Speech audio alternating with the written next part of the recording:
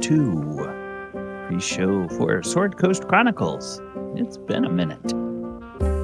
I am DM Calibond, and the players are slowly trickling into the Discord and into the Roll20.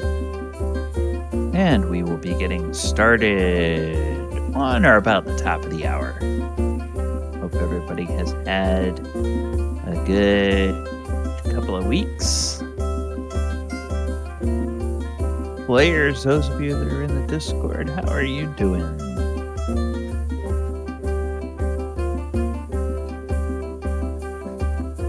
Oh, they've all got themselves muted.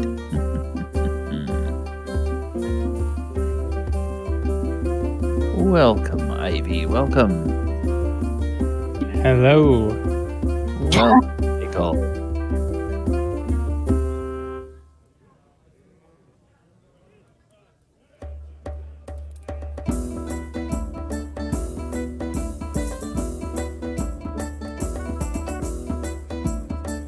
How are you guys? Doing good. Yes. Did you get, Michael, you get all of the nonsense with your internet straightened out? Oh yeah, the cable had gotten accidentally cut. Oh my goodness. Okay. Oh so yeah. That's good. Well, especially when And you're they using it for work didn't from charge home. me. Yeah, and Good. they didn't charge me to fix it. And they were like, well, we have to run it the right way. So they actually went overhead with it and dropped it into the house the proper way instead of it laying on the ground. Oh, yeah. Yeah. Well, that's good. So yeah, I've been really good.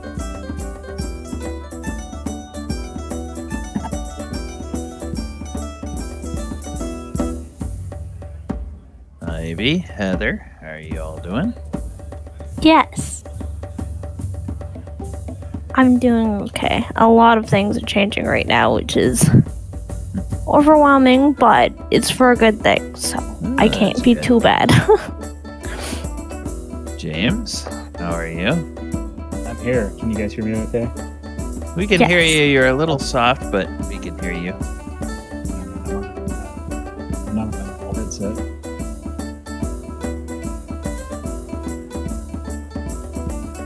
Going on vacation again, huh? Yeah, last vacation with the family before school starts. Yeah, because now, what is it? This will be the second year you have one in college, or do you have more than one in college this year now? I'll have 2 in college, and one is just, she's not going to college. She's just working. So I'll have one in high school, 1 in middle school, and 2 in elementary. But 3 out of the house. So this will be like the last family vacation probably for a while. Good, good. Hey, welcome, Paul. Hello, everybody. How are we doing? Oh, doing well. All right. Well, hey, we've got just about everybody here. Hello, Kevin. Kevin Evans is on Twitch with us. Hello, Kevin. Thank you for joining us. We are just about to get started with our game. I am going to go ahead and move us over to our map and begin the recap. All right. Well, the last time that we were here in this game, which seems a long, long time ago, it was all the way back in last month, if you can believe it.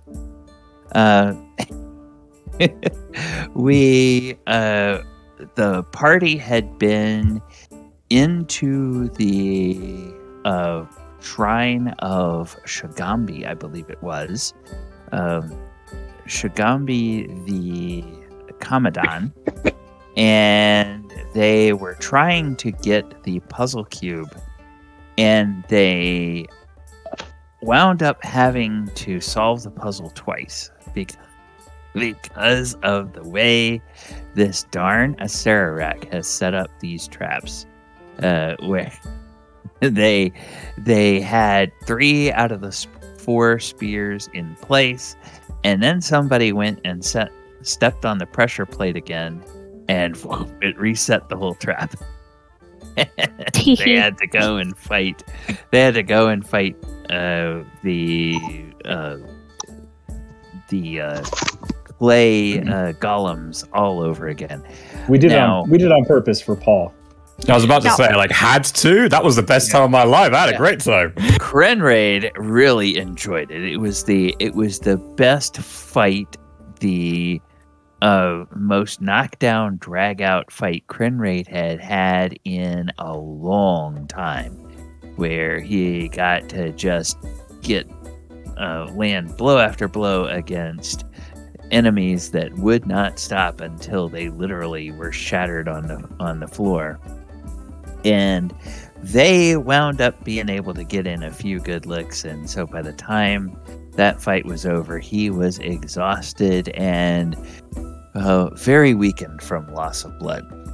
But they successfully finished that puzzle cube, got out of there, and as they found out, the sneaky thing that Acererak did with that trap is it was a matter of the change in the pressure plate that would reset it. So if you had nobody on the pressure plate when you finished the puzzle, and then somebody stepped on it, that would trigger the trap. Or if you had somebody standing on it when you finished the puzzle, then when they stepped off of it, that would re-trigger the trap as well. So it was just Acererak's way of making adventurers very, very frustrated. And they're beginning to get the picture that this is kind of the way this guy operates. So they used the helm of teleportation, and they went back to the place where they have their camp, which is just outside the Shrine of Moa, which is on that big pedestal in the middle of the lake of lava. It is like the only place in Omu where they know that nothing can get to them. They erected the Durn's instant fortress, and everybody has pretty much retired for the night. That's kind of where we left it at the end of last session.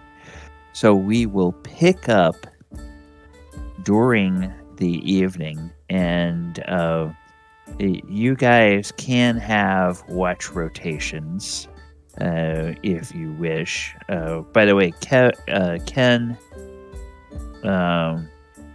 messaged and said he's going to be a few minutes late joining us tonight, but he should be here. So my main concern with the night is, which watch does Krenraid plan to take? Is he plan to take first or second or third? He's more of a night bat, so I feel like probably second. Second. Okay. So Krenraid. Take second with him. Oh, okay. Yeah, Heather, we can hear you, but you are extremely quiet. I know you're probably on a different computer and setup, but you're very, very quiet. Just as an FYI. So Krenraid, you during the first watch, you go and you get some well-deserved and much-needed sleep. Oh, he's out like a light. Yeah, that was a tough day.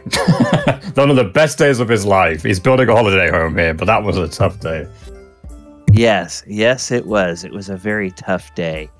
And perhaps brought on by the exertion of the fight, you're not sure what has brought it on, but during this sleep, exhausted as you are, you begin to have a nightmare. And the nightmare is a nightmare in which you find yourself back in Hillcrest Holdfast.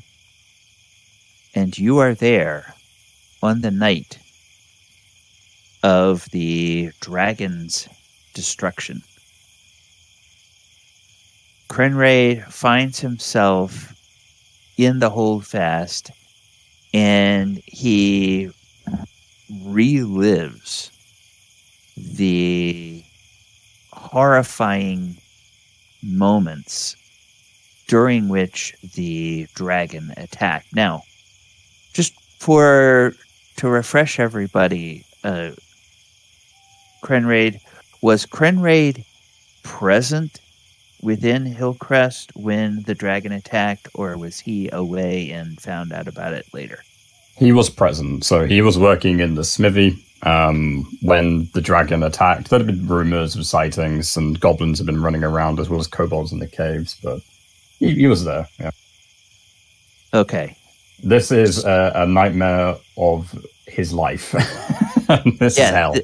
This is a nightmare, and it unfolds a little bit differently than Krenraid remembers, because during his nightmare, he is not confined to seeing the dragon's destruction from the smithy or from where he ran to try to help or ran to try to hide, or ran to try to escape.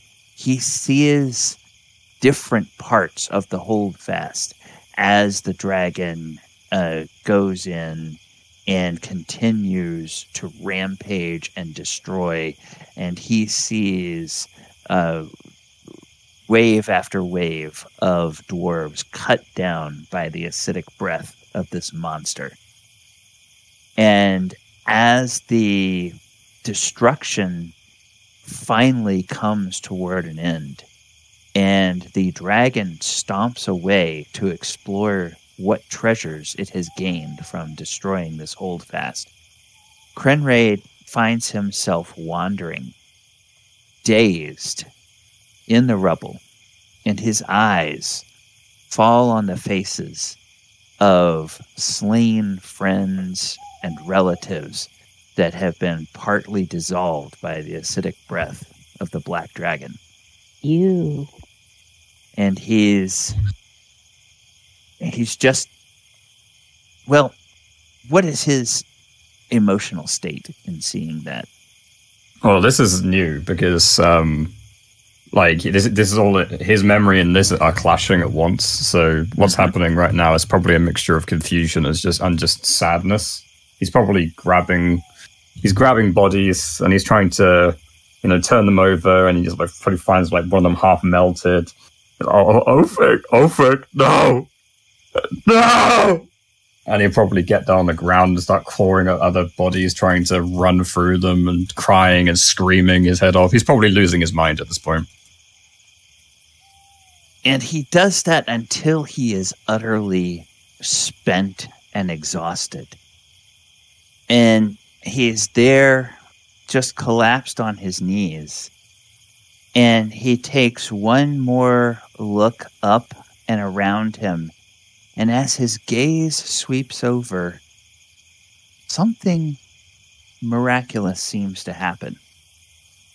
Fleetingly, ever so fleetingly, he sees the halls of Hillcrest Holdfast rebuilt around him, but rebuilt even with more majesty than they had before. And he begins to see over there just sort of the silhouette of a dwarven statue in kind of a heroic pose. And then the scene begins to fade as he feels himself being shaken awake for his watch. But the last thing that happens is he hears a voice that says in his mind, "Serve me." And he's awakened. So Can you guys hear me now? Yes. Hello. Okay. So, was he doing any thrashing about, screaming, moving around in his sleep? Definitely. Okay. Probably would have been.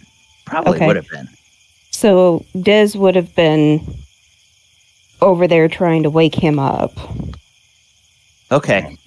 So it's about time for his watch. So Dez would be there, and when your eyes open, you see Dez.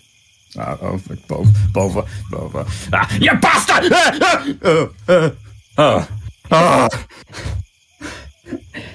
Dez is leaning over him, smoking a pipe, looking down at him, kind of kneeling next to him, going, "Are you going to live, friend?"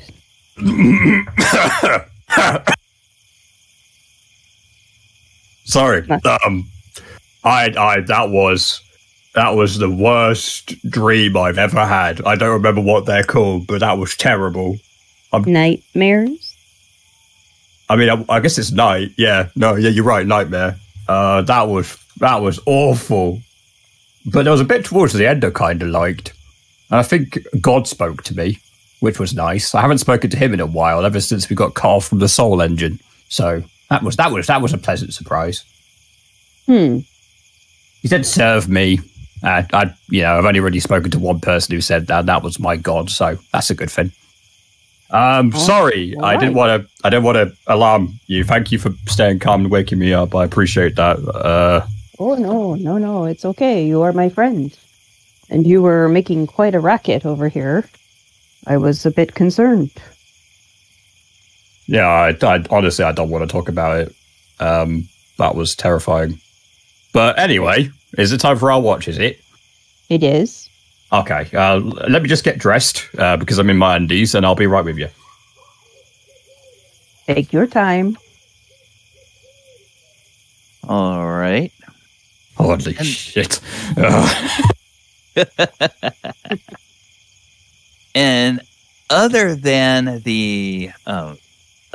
Krenraid's nightmare, everything pretty much passes as it has before.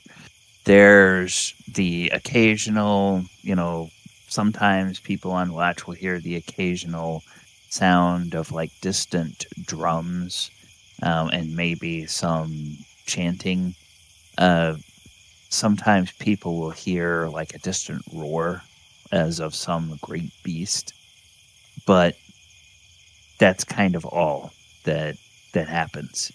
And everybody finishes a long rest and is awakened in the morning with the sunrise, and everything that resets on a long rest is reset. And you guys are ready to start your next day. Now, so far, as you've been here in Omu, and I'm going to move the map for us so that we can just refresh where we are, what we have done, and what we are seeing next. So you all are in the Forbidden City of Omu, and your camp is here on this pedestal in the middle of the Lake of Lava. With the Helm of Teleportation, of course, you can get around wherever you need to go. You are familiar with several places in the city. You have explored this temple and found the puzzle cube there. You have explored this temple and found the puzzle cube there. You know about this walled compound where you found the remains of the Red Wizard's camp and the evidence that they were attacked by the Yuan Ti. And you know from the scouting that Mulek's creatures and that Tony have done, you know that there's a shrine or something that looks like a shrine over here, and you know that there have been sightings of a shadowy great beast in the night that is somewhere to the north of that. And the distant drums that you hear tend to feel like they are coming from the north of where you are and perhaps a little bit to the east. So I'm sorry, Galabon. Every time you say you hear drums, all I can think of is Jumanji. Well, I mean, it may sound something like that to some of you. Yeah, really weird, happy-looking man running past in a full zoo outfit, screaming. Why did you roll the dice? So, you all are free to choose where you want to go, and we will presume that obviously the Helm of Teleportation has reset, so it has 3 uses.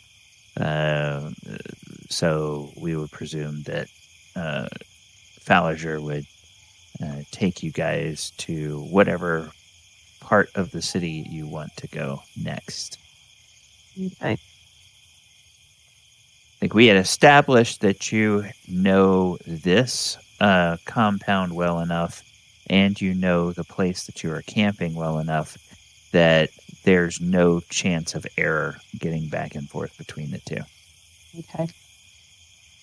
Is that kind of a coliseum or an amphitheater up at the top left-ish? Are you talking? Okay, yes. That is, well, that you can see a bit of a kind of a larger structure over there, and you do see, like some curved seats when you're standing at the top of the Darren's entrance for instant fortress during the, as the sun gets up. You can kind of see that over there. So it looks like it might be part of an amphitheater or part of a place where people would gather, either for perhaps games or play something. Do we know if these puzzle cube pieces are only in fudge? Only in the temples, yes. Okay. Yeah, so I recommend we go to the far west, way over here. Stay away from those drums. Okay. Now, that was where we spotted one of the big beasties in the night a couple of nights ago, but I agree. I think that is still our best bet. Yeah, I mean, we know there's a shrine there, so. Okay. All right. So, is that good with everybody? Mm-hmm. Yep. All right. I'm down with that. All right. So, you guys head over to that part of the city, and that means I get to move our map back over here. And I will center us in a place that you all are familiar with while I get this other map ready. And being in this place, I really wish I had a bang bang. A what? Mule? A bang bang, one of have you ever seen one of those tools like shoots things? It's like a little shooter. I've heard stories of something that you could fit in the palm of your hand that could shoot a projectile, but it was just stories. No, I've seen them. Man, this fellow I used to work with, he used to come across those, and I studied them, and I never did get one for myself. They were couldn't afford it at the time, but man, my powers just don't seem to be helping us much here. I disagree. I think you're pretty tough. Well, we get in these battles, and all I got is a little dagger. Oh, do you want a hammer? I could make you something. Give it enough time. Get a hammer. I'm not skilled with those fancy weapons that you guys have. Oh, that's true. It's very difficult to use. Out of the game, James, what can you use? Oh, it's just simple weapons. Simple weapons? Okay. Yeah. So, well, I wonder if Dez reaches into his bag and pulls out a handful of javelins. Can you use these? Afraid not. Yeah. Oh, no, it's simple melee. No, yes, no, you totally can. Sorry, it's simple melee weapon. That's what it's set up. But what I tell Mulek, I'm like, well, between me and Krenraid, we might be able to make you one of those fancy hand cannons. I mean, if you can give me the designs or describe it to me, I could draw it. Okay, well, hold on. Sorry, I'm going to need a bit of a better explanation if we're going to think about. If I'm going to need some time to ruminate on this. So sorry. No, those things are pretty fancy. But he's a master. I've seen the big ones. We had the big ones, the Hillcrest, right? They're pretty common, but the little ones, I didn't even know that was a thing. Like, I've seen giants carry the big ones, but I've never seen little ones. Well, the little ones are just easier. Same principle, I'd imagine, just on a smaller scale. Don't worry, guys. I'm just thinking, one of these days. Well, when we got some downtime, just like I said, describe it to me. I'll start drawing it out, and me and Kren can maybe work something out skill-wise. I know who would know. Those fire giants. They had forging techniques far and beyond what I knew. If we were going to ask anyone, we could go ask them. Now we've got a relationship. Well, I mean, these things are really fine tools. I'm not looking for a cannon. So these things are pretty special. It's called a hand cannon, but it's not really a cannon. It's hard to describe. Yeah, we'd have to use the right. We'd have to use the right words. Yeah, we'd have to use the right words if we were going to tell that to the fire guys. Because a hand cannon to them would be a hand cannon, like an actual cannon. Yeah, to them. Yeah, in our little hands. I think that would be a bit. Yeah, okay. I'm pretty good at giant, but that might get lost in translation. But you are right to worry about these kind of things because you don't know when we're going to come across one of those weird sparkly field thingies where you can't do the finger waggling. Yeah, just didn't cross my mind that I would be limited, but it's okay. I'm fingering my dagger. I'm like, this little guy's gonna have to do until I get something that's a little bit better that I'm a little bit more familiar with. But I've got some history with them. I just never thought I'd need one. I mean, you're built tough. And as you have this conversation, you notice kind of the buzzing of some insects, and a mosquito lands on somebody's arm, and you smack it. Yeah. And you realize that the reason a mosquito landed on your arm is because you're standing in front of a rather, not a huge, but kind of a sizable pool. And you are looking across it at another one of these shrines. So a rectangular pool of murky water stretches before this vine-draped shrine. Rope bridges that once spanned the water float on the surface, tangled with other debris. The shards of a toppled monolith form stepping stones to the middle of the pool, where a statue of a stone frog rises above the water. Can we tell how deep it is, or can we see the bottom? You cannot tell how deep it is. However, there are. Let's see. I know. Wow. I think every single one of you. I think every single one of you notices something in the water. You notice A fish? No, it is not a fish. It is something that looks at first like the thick stalk of a large lily pad, except at the top of the stalk, there is not the leaf of a lily pad. Instead, there is a reptilian-looking eye. And you notice that this is kind of over here in this part of the water. And you notice that this eye is looking at you. Does it look menacing? It looks pretty big.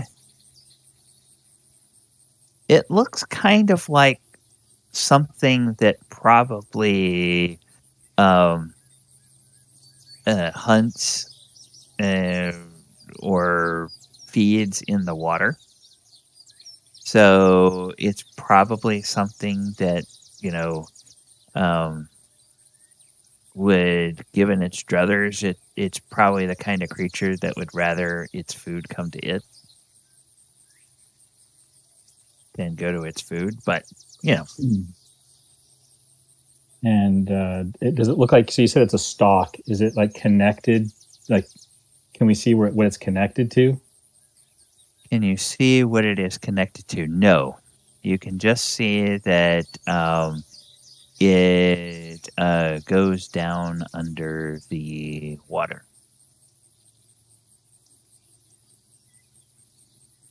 And you can see kind of ripples, and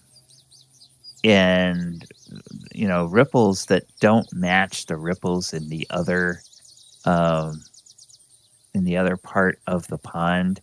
And those ripples make it look like whatever this eye stalk is attached to is probably pretty big. Oh dear. You guys see that big thing in the water? Should I? Yes. Should I try to get that thing out of the water and some distance from us? I wonder if that thing only can survive in the water. Or I bait it away or something. Well, I could just, see if I can try and get him out of the water. Put him over there. And I point to, like, down the road, down the path. Oh! Yeah. I could see if I could use speech of beast and leaf and see if I can't communicate with it, possibly. We start with that. Definitely not speaking because I don't like water. I'd say we should say no and just go around. I like the idea of talking to it because it may know something useful. But maybe, if Mulek's ready on the trigger of his finger, and we'll be all right. Yeah, so we could do that. Dez, you see if that thing will communicate as soon as it looks like it's going bad. I'm gonna ready a spell. I'm not touching that water. Not even close. Just kind of you mumbling to herself in the back. Didn't ask you to touch the water. I should step 5 feet back. Dez could always turn into a giant squid.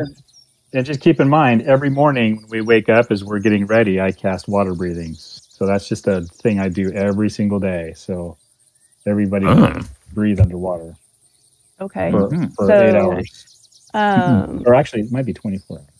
When we enter the anti-magic shell, very quickly, sorry, does that then get dispelled, or is it just like suppressed until we leave? It is suppressed until you leave. Thank you. Carry on. Okay, so is there an anti-magic shell around this pond? You haven't stepped into the pond, so you don't know that yet. Ooh, so Dez will move forward and step into the water. Okay. You're stepping into the water? Yep. When Dez steps into the water, this thing heaves itself out of the water, and you can see that it is an enormous frog-like monster. And it has several tentacles coming out of its sides. And it has 3 stretchy tentacles that 2 of which are kind of resting right on the top of its head, with which it has 2 eyes. The 3rd stretchy tentacle is stretched out, and as this thing comes up, that one retracts to sit right next to the other eyes. So its 3 eyes are in a row right at the top of its head, and it looks in Dez's direction, and it looks like the only thing on its mind is breakfast. Okay. I do attempt to try to speak to it using animal speech or beat. A speech of beast and leaf. Yeah, and I need to do a charisma check on that one. Okay. Let's see. And as soon as if that thing goes bad, that's what I'm casting.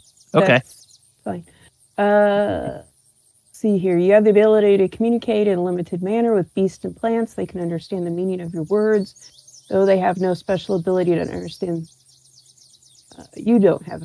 See here. You have advantage on charisma checks you make to influence them. Okay. So, I give a slight nod of the head, and I try to speak to it, basically greeting it and telling it that we mean it no harm. We are simply here for other reasons. Well, of course, it doesn't. You can't understand any words it might use to respond if it understands you. But you can understand the body language of its tentacles, its tongue, and its movement, and its eye stalks. And the one message that you get, that all of you get from that, directed towards Dez, is, "Get in my belly." Fair enough. At that point in time, that's when Dez will use one of his wild shapes and change into... I have to go get the monster manual since I don't. Okay. Well, you do that Okay. while Mulek's spell goes off. All right. It might change what you change into too. So yeah. So all right, Mulek, your spell goes off. The target must succeed on a Constitution saving throw, DC 17. Yeah. So we will see if huge. we will see if it can make a DC 7. Oh, it fails.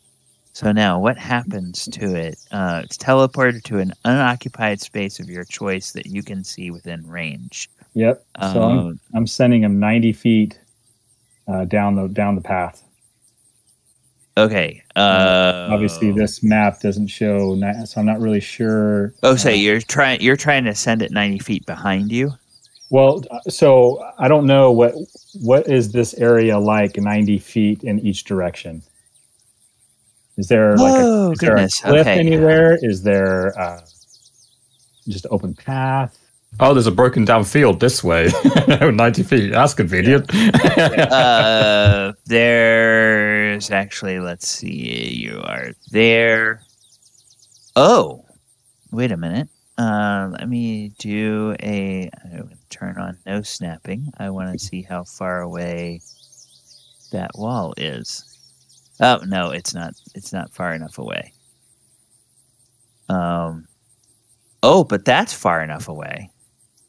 Now, the total you can move it is 90 feet, right? Yeah. Mm-hmm. That is... okay, so that wouldn't work. All right, I'll tell you your choices. If you move it to the east, you can move it 90 feet closer to the wall, to the back wall of that compound that where you guys found the red wizards. Okay. If you move it to the south, you can move it about 30 feet until it hits this 200-foot high cliff wall. Okay. You cannot put it up on top of that cliff. Okay. If you put it 90 feet to the north. It will be somewhere on the side of that temple ahead of you. And if you put it 90 feet to the west, it will be closer to the to another wall of that canyon that rises up. But it will. There is no place you can put it where it can't just use its movement to move back up towards you, however fast it goes. So, Can you put it 90 feet straight up in the air over the ground? No, it has to be on a surface. So I'm just going to send him 90 feet to the west, to the 90 feet to the west. Okay. All right. So let me just double check and see. All right. I know what that is. All right. So we will move him on this little map that you guys are on. I will move him to the extreme west of that. And then I will put a little, for our benefit, I will put a little, just a little 90 there. And, yep, I'll just put a little 90 there. All right, so we know that he's 90 feet away in that direction. Ready your weapons, boys. So now everybody can go ahead and roll initiative, and I will roll initiative for the creature. What size is this monster? It is huge. So it is two size categories larger than all of you. It'd be a 21.2. Yeah, it got it. Jeez, Kren. Woo. Starting strong.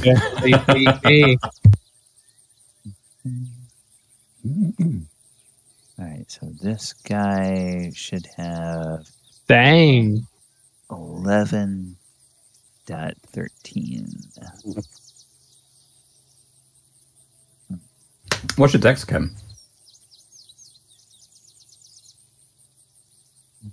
So 11.13. All right. And there's Falazure. Okay. Looks like his, if it's +4, he's got to be above 16. That's the same, yeah. Yeah. All right. So, well, when RNG, it put Falazure ahead of Krenraid. Absolutely fine with that. Okay. So, Ken, I didn't see exactly when you popped on. There is a giant frog monster that Mulek teleported 90 feet away, but it definitely looks hungry, and it's going to be headed back towards you all. But you may have as much as a round to prepare for whatever you want to do before it gets here. So yeah, he just sets his shield down, pulls out his bow, and makes an attack on this thing from long range. Okay. Well, if you have a longbow, 90 feet away is well within the regular range. So it's not even you don't even take any penalties on it. Wait, did I roll that wrong? Oh, God. No, that missed. Yep. It bounces off of its big rubbery hide, and its tentacles just are kind of waving around in the air, and its little eye stalks on top of its head are looking around. That is my... You know what? I'm going to give Dez inspiration. Okay. And I'm going to be like just some words of encouragement. All right. Oh. So, Dez, you have Bardic Inspiration. All right. What? I said woot woot. And I don't think there are any effects on Bell at the moment, so I'm going to go ahead and pull that off. You should All have a D10, I think. Yep. Yeah, at this level, I believe it's a D10. Mhm. Okay, wonderful. Thank you. And Krenraid. I mean, I've been waiting for the perfect opportunity to try this out, and we've got a water creature out of its habitat, so this seems like the perfect chance. So, Krenraid will sidestep, trying to get out of everyone's way, and I'll move again in a second. I want to go here. Is this a bush or a tree? Sorry. I'm sorry. Click it. Oh, that is a tree. Okay. Yeah, it's a smallish tree, maybe 15 feet tall or something. Just stand slightly to the left of it to get a better line of sight on this monster.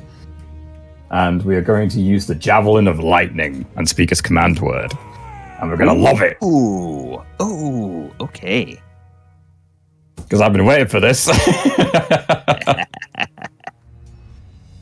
And we're going to shout, Sparky! And we lob the lightning. It needs to make a DC 30 dexterity save throw. Okay, DC 13 dexterity save. Well, it's pretty big. So let's see if it can... Oh, of course it cannot. So then it takes 4d6. Wow. A total of 12. Total of 12. Yeah, the odd thing is that lightning hits it and it deals damage to it, but it doesn't deal as much damage as you might think it would. Perfect. It seems So- to resist. Yes, okay, that's good. Krenraid is very happy with his purchase, and he's holding it in his hand going, Okay. Yeah, all right. And then... Just going to move out of the way. That's all I'm going to do, and that's the end of my turn. Thank you. All right. There you go. Thaldohr, you are... Thaldohr's gonna hold his turn and take a shot with his crossbow when it's within 80 feet of Okay. me. So that way it's in range and I'll take a shot. Okay. All right. Yep. And then Bell.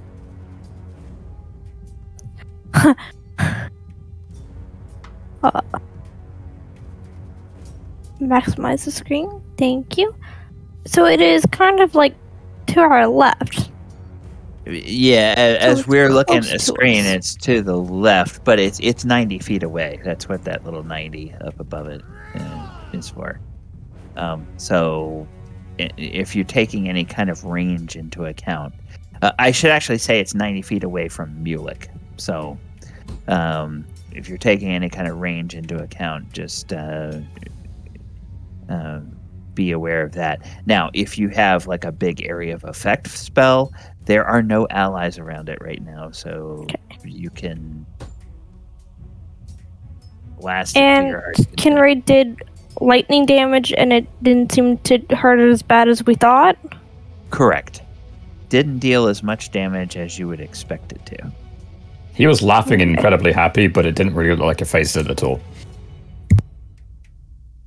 But I was like, Toad just flew in the water. I don't like this. It just kind of paced around in her spot for a moment. And then she'll say, it needs to be cooked. Cooked food's always good food. And she will cast Fireball on it. Ooh, Fireball. Okay, so it has to make a DC 16 Dex save. It has not fared well on its saving throws so far. Oh, but it does do that. So 21 halved to 10. And, Belle, this thing, it seems to resist that fireball even more than you expected it to from leaping out of the way. So it did take some damage from the lightning, and it did take some damage from the fire. But you guys are seasoned enough adventurers. You think this thing is probably resistant to both lightning and fire damage.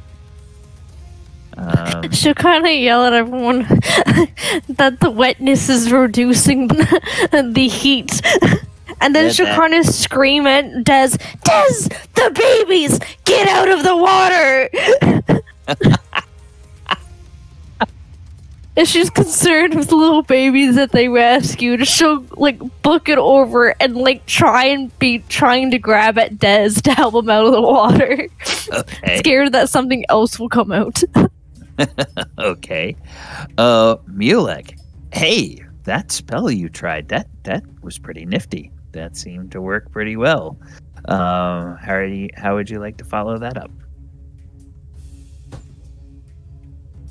So I'm gonna reach into my bag and grab this little figurine, and I'm just gonna huck it. I'm gonna huck it about I don't know, 15 feet or so, and I'm gonna say, "Let's go, Biff!"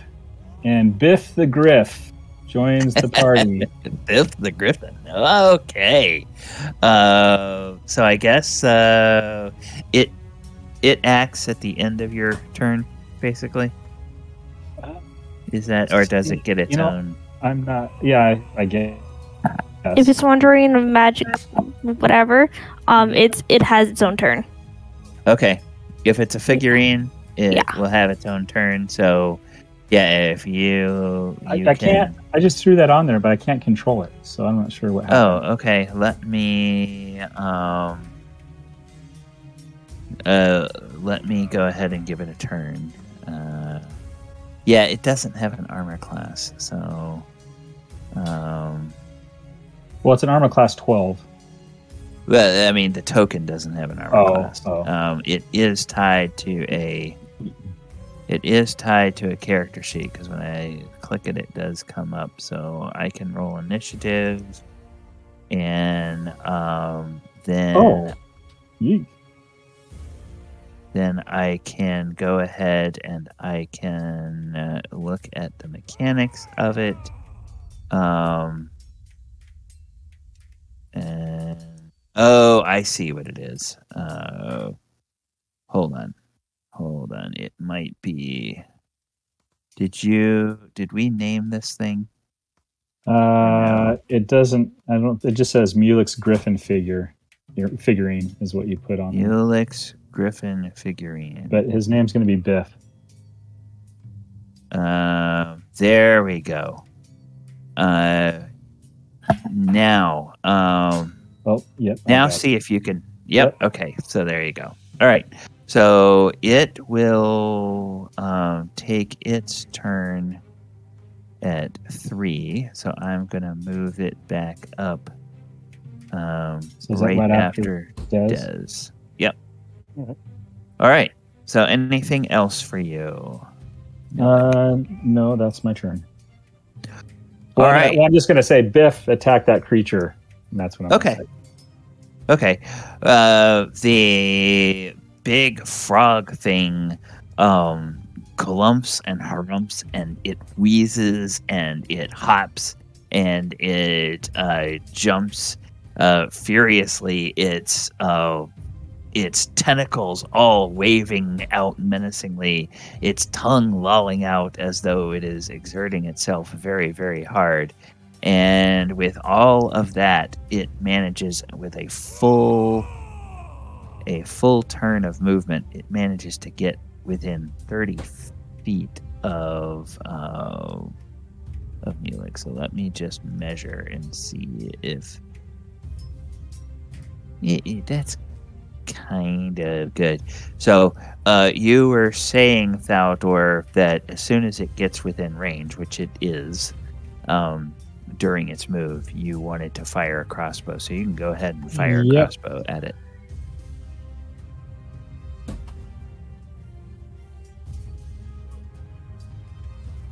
How about a nat 20 and it's cold damage? It's cold damage? Yep. Mm-hmm. Wow. Okay. So. Wow. You don't get the sneak attack, do you? No. No. Well, no. No. So no sneak attack, but the cold is, let's see. It's cold as 1. Yeah. Well, there's cold and then there's critical cold. So total of 7. Total of 7 from the cold. And then 10 And what is the piercing? 10 and 8. 18 and 7 is 25. And it appears to take all 25 of that damage. Aha!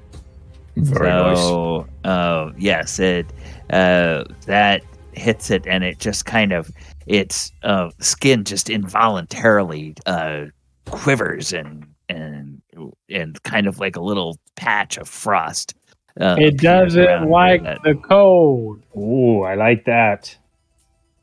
All right, so that is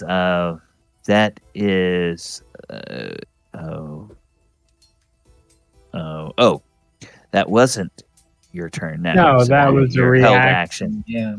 Okay, the Froghemoth finishes its turn right there, and let's see. Does it have? Oh, well, it had to use two. It had to use two movements, so it can't do anything because it was a full round of movement to get there. Dez, you are up. Okay. So bear with me as I do this on a laptop. He is going to, as Belle comes over to take the babies, he pulls out of the water. He'd only just stepped in enough to be basically ankle deep. Hands them off to her and immediately changes into his brown bear form. Okay. And basically goes over here. Oh, no, sorry. I said there's stuff in the way. I can't see where I'm going. Hang on. Whee. Okay. So basically goes over here next to the frog Okay. creature. I don't have a token for a bear, but that's okay. It's a large. I'm working on that. It's a large beast, and he gets a multi-attack, bite, and claws. All right. So what I'm gonna do, I'm gonna see if I cannot.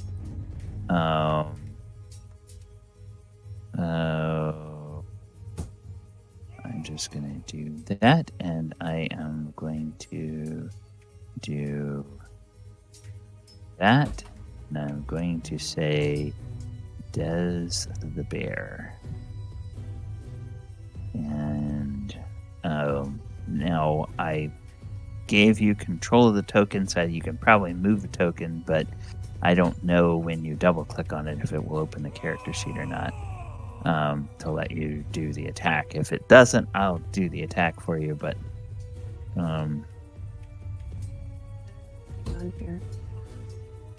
if you double click on it, it might open up the Nope, it just opens up the little. Oh, okay. All right. So then it makes two attacks, one with its bite and one with its claws. So it'll move up there, and it Gives this humongous roar of intimidation, and then swipes and bites. Okay. So Oh, we'll be trying to calm the babies. It'll be okay. 17. That'll hit. And 25 claws. That I'll will just let hit. you do all the rolling from now on. Okay, so and then auto roll crit and damage, and we will add that. So the oh shoot, I just closed the stupid character sheet.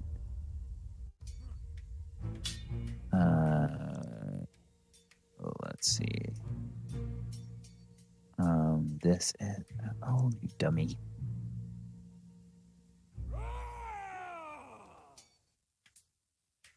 All right, so the attack does, or the bite does 10 piercing and 12 slashing. So a total of 22. And attacks are considered magical. Okay. So it takes all of those. All right. So yeah, we'll leave Dez's token over here on the other side, so that we don't get confused about who Dez is. And then if the bear goes away, we'll put Dez's token back in place. Sounds like a plan, Stan. All right. The Griffon. Well, this thing is definitely within range of the Griffon to move in and attack. Yeah, Biff's gonna kind of just come out over here next to the bear and make 2 attacks, one with its beak and one with its claw. Okay. 16. 16. That will hit. 7 piercing. And then one with its claws. Again, 16. 16 will hit, and 15 damage slashing. It appears to take all of this. Yeah, and that's no damage. magical. That's no magical damage. It's normal damage. Yeah. And he will just stand his ground there. Okay. All right. And then we're back to the top of the round. Round 2. Falazure. Okay. This thing appears to be resistant to lightning, resistant to fire, but it takes cold damage just fine, and it these animals with their attacks seem to be dealing pretty good damage to it. So, Okay. Well, I can shoot it with something. So let's just surely I have some spells. It's not bloodied. no, it is not. Well, I'm gonna shoot it with my bow. Okay. Pew. 23. There you go. That'll hit. And with that magical longbow, it seems to take all of that damage.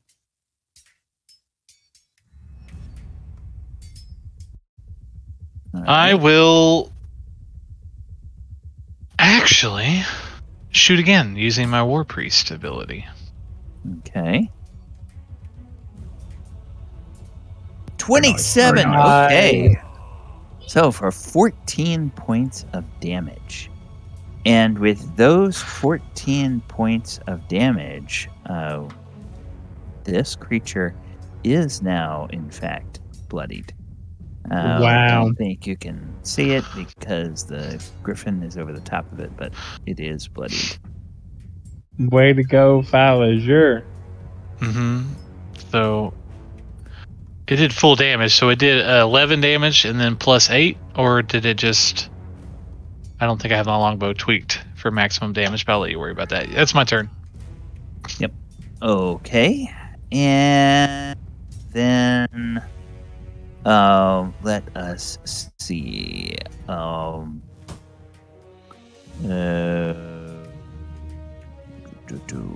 Krenraid is next. What would Krenraid like to do? Did it get any closer? Sorry. Is it still? It is 30 feet away now. It is 30 feet away. Okay, perfect. Baruch now! Is the Griffon flying currently? The Griffon is flying. The bear is on the ground. Okay, how high up is the Griffon currently? Can I get underneath it? That's up to Mulek. Well, he would be just attacking at the top of the frogs, however tall the frog is. Yeah, the frog's probably about 10 feet tall, so it would be So 10 to scratching 15 and biting feet, at the top of it. Perfect. So he'll take high, I'll take low. So I'm just gonna put myself underneath here because I want to give everyone, line of sight if they need it. Okay.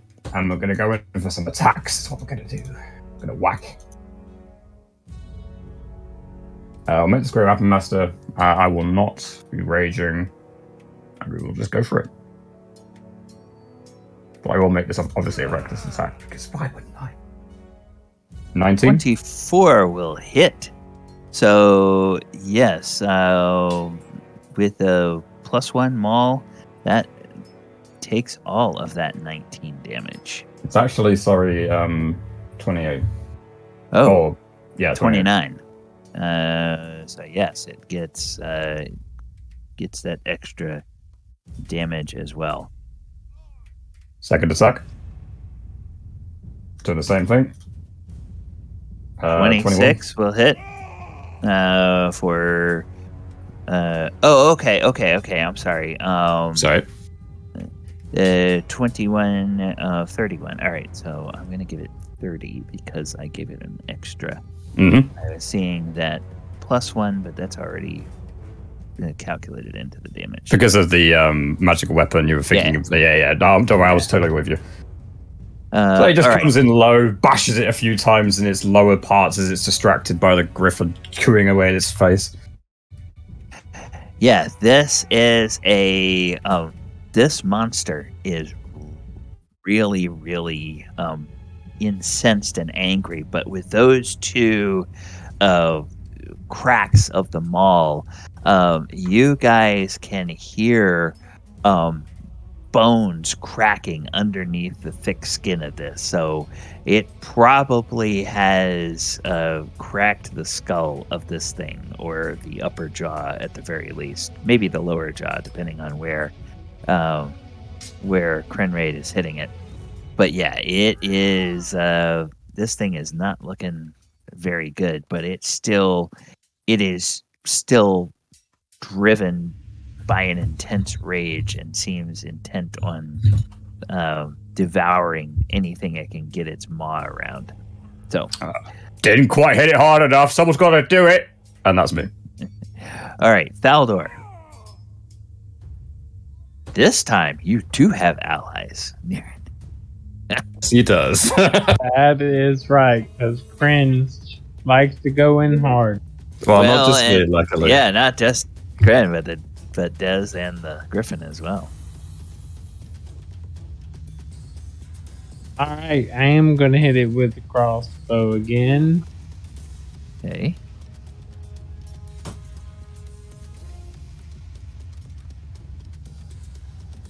'19 will hit. All right, so and still doing cold, 6 right? Cold, yep.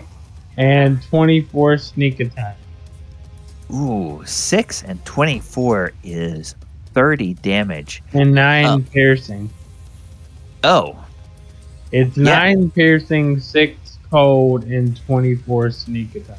15 and 24, so that's 39 damage. All right, with 39 damage, Thaldohr, how would you like to destroy this creature? I shoot it right between the eyes, or whatever I can see as eye stalks, and hope to goodness it brings it down in one clean shot. Oh, yes, that it does. You hit it right between, or right at the base of the 3 eye stalks. And those 3 eye stalks just, like frost, just goes up the eye stalks. And the eyes, for an instant, they just go insanely wide. And, and then the whole thing just sort of shudders. And it kind of collapses. And it lays still there. And you all have defeated this monster. And Woot. Everyone who wants to can give me either a nature check or a survival check to see if you know what this thing is. It's gonna wipe the muck off me, and then I'm walking back. Hang on here. Also, yes, food. Seconded. You said a nature or a what? Survival? Survival. Yeah, nature or survival, whichever one.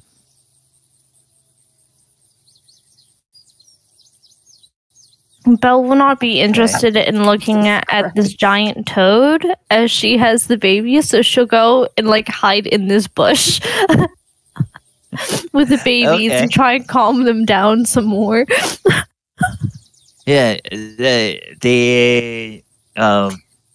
babies, they kind of look up at Belle and they go mew mew mew, and they just kind of their heads, they're kind of looking around. They don't seem terribly distressed by this because there are a couple of people raise their voices, but other than that, there's not big explosions or anything going off.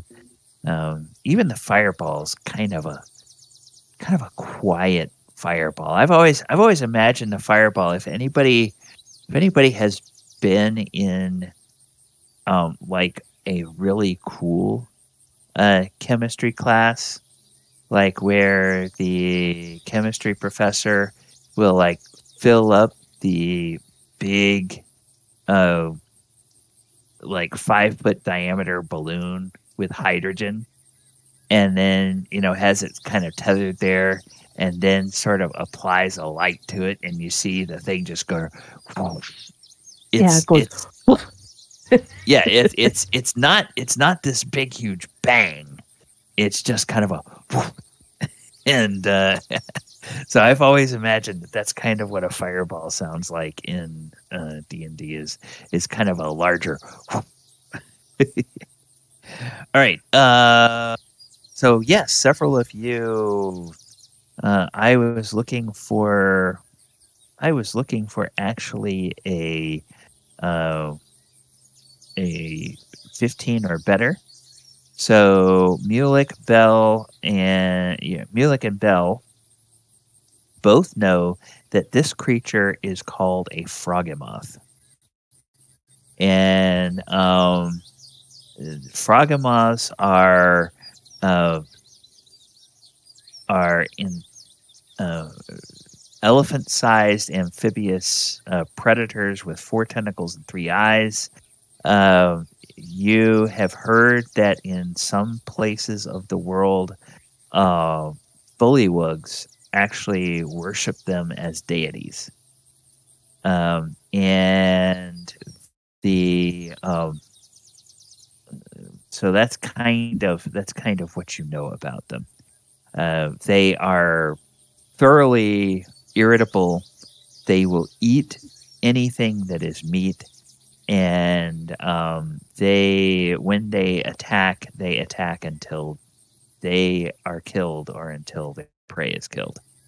So they don't seem to be very smart. They don't have much of a strategy. They're cunning, but it's a very animal sort of way of cunning where they'll sort of submerge themselves in water and only show a very small profile until their prey gets close. But yeah, it's definitely a crazy monster. So who knows, if you ever get back to Waterdeep, somebody may pay for Froghemoth eyes or tentacles or tongue or something. So if there's any stuff that you want to take, you can take, and I'll just let you write down what you guys have if you choose to harvest any components of the Froghemoth. Just kind of sits down in bear form and oof. Thaldohr looks over at Dez and I'm like, sorry, Dez, I couldn't pass up that shot. I rub the bear behind the ears.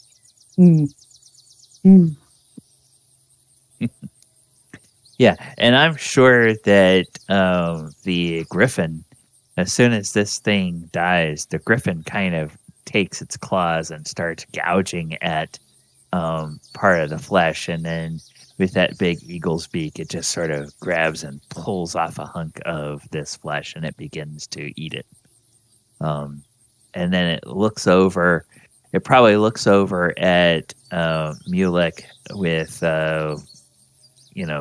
bits of Froghemoth viscera hanging off of its beak, and gives kind of a little eagle's cry in Mulek's direction.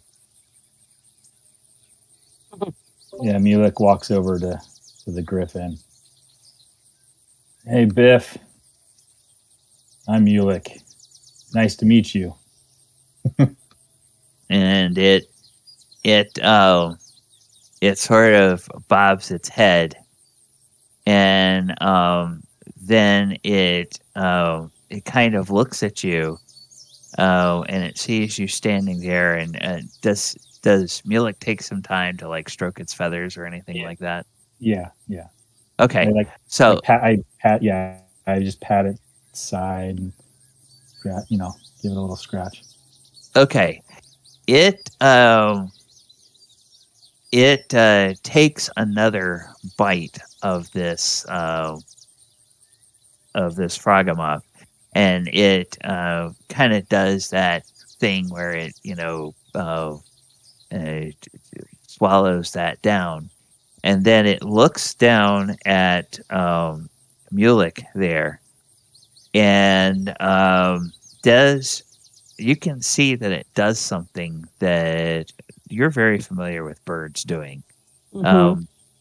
Its feathers sort of puff out a little bit, and it sort of like tenses its body, and it like quivers a bit, and then its lower jaw kind of works a bit, and it sort of has this kind of convulsive motion in its thorax and chest, and it's kind of looking right down at Mulek, who is looking up at it.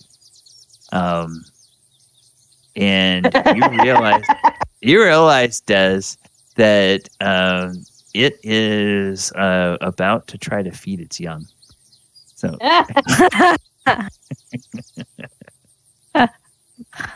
About this time, Dez is like, Still in bear form. yeah, like,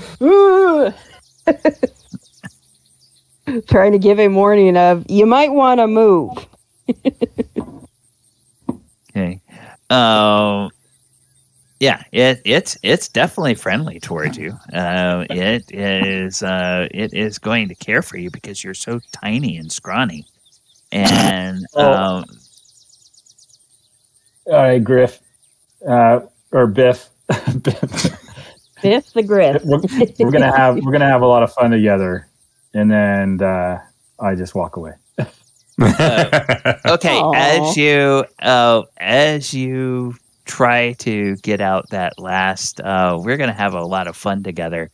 The mouth opens, and some partially digested Froghemoth falls out of its mouth, and it's smacks. I jump you in out of the face. way.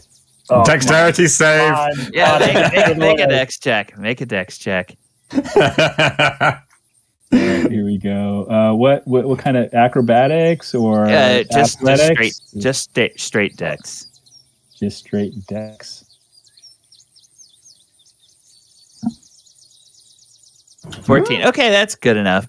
You hop out of the way, and this stuff falls on the ground, and then the Griffin just sort of those eyes just sort of look at Mulek, and then Mulek begins to walk away, and it just follows Mulek with its eyes for a few seconds, and then it reaches down and it eats the partially digested Froghemoth stuff off the ground.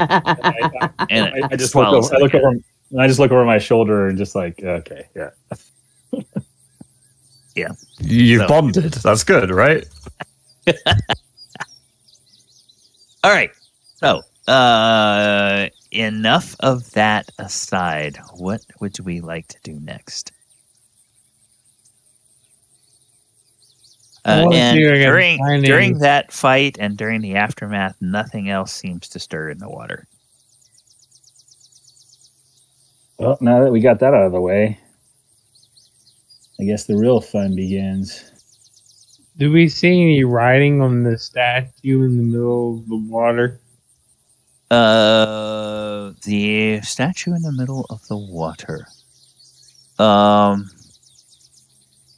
No, you don't. Let me see. What is our... what is the...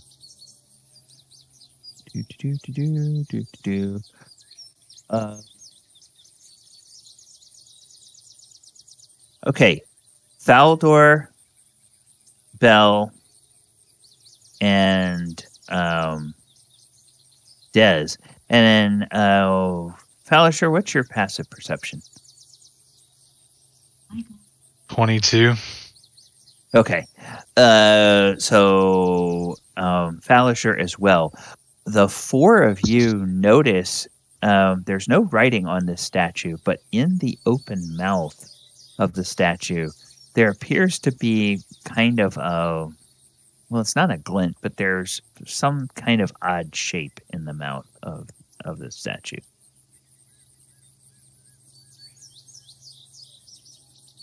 Seems to be something small.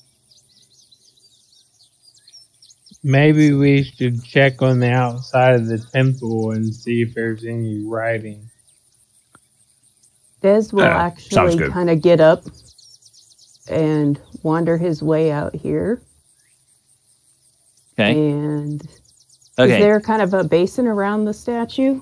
I mean, enough for somebody to stand? Okay. First of all, as soon as you get here, you realize that this bridge has collapsed and the water is about 6 feet deep. So I know bears can swim. Yeah. So So if you want to move over to bear it, swim. you're swimming over to it. Okay. All right. So you... The there is no basin, but it's just rising up on a plinth out of the water. Okay. Did you guys said you saw something shining in its mouth? No, it's not shiny. It's just a small shape, and It glinted. Oh, it glinted.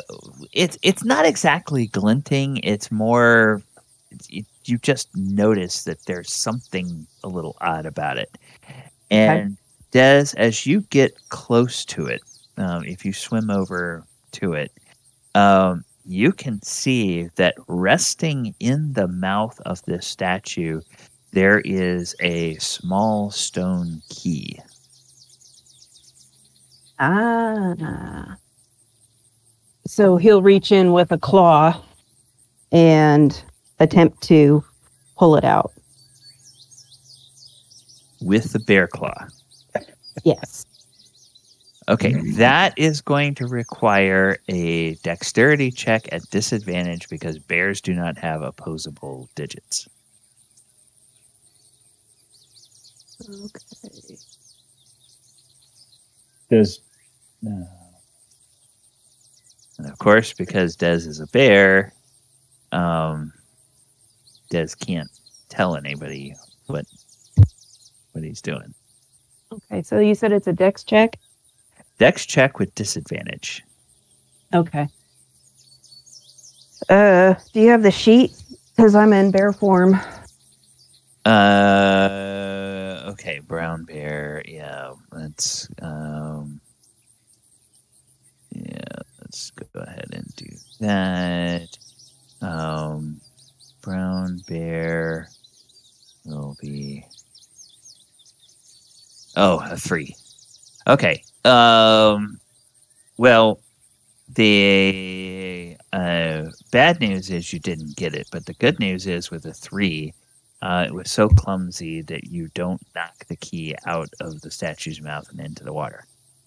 Okay. The key. Okay. Does So, anyone tell the rest of you see Dez over here Fishing for pawing at something in the mouth of the statue. So, kind of half clambered up on the thing. So Dez kind of looks over at Belle and kind of goes, and then kind of looks over at the mouth of this thing. Belle would just kind of look up there and say, "Nah, me and my babies ain't going close to that water." And she'll kind of like pat the baby and say, Falazure, go help the bear. Go, shoo. Okay, now, Mulek, as you extend your mage hand out over the water, you notice that the mage hand does not disappear. The mage hand remains intact as it goes out over the water. Can I? So I'm gonna. You grab the stone speaker crystal. Oh shoot! I don't know if I. Never mind.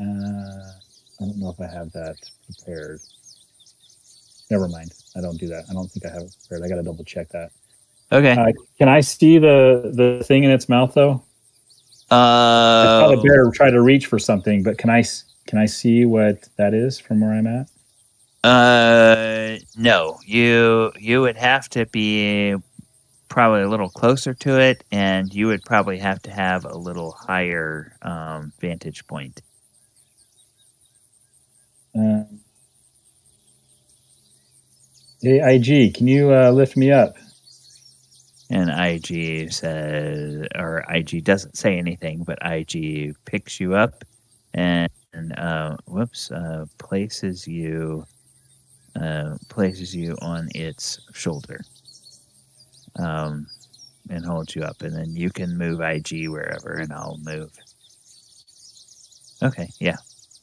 Now you can kind of see there is a little key resting in a stone key resting in the stone mouth of this stone statue. So there's a key in the mouth. Should I grab it?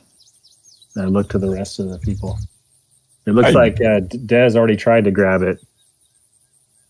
Yeah, can't hurt to have a key in a weird mouth. Yeah, go for it. Why not? This place is kind of tricky, so I'm gonna grab it, but look around, make sure nothing changes when I do, and I lower the mage hand down and I pick up the key.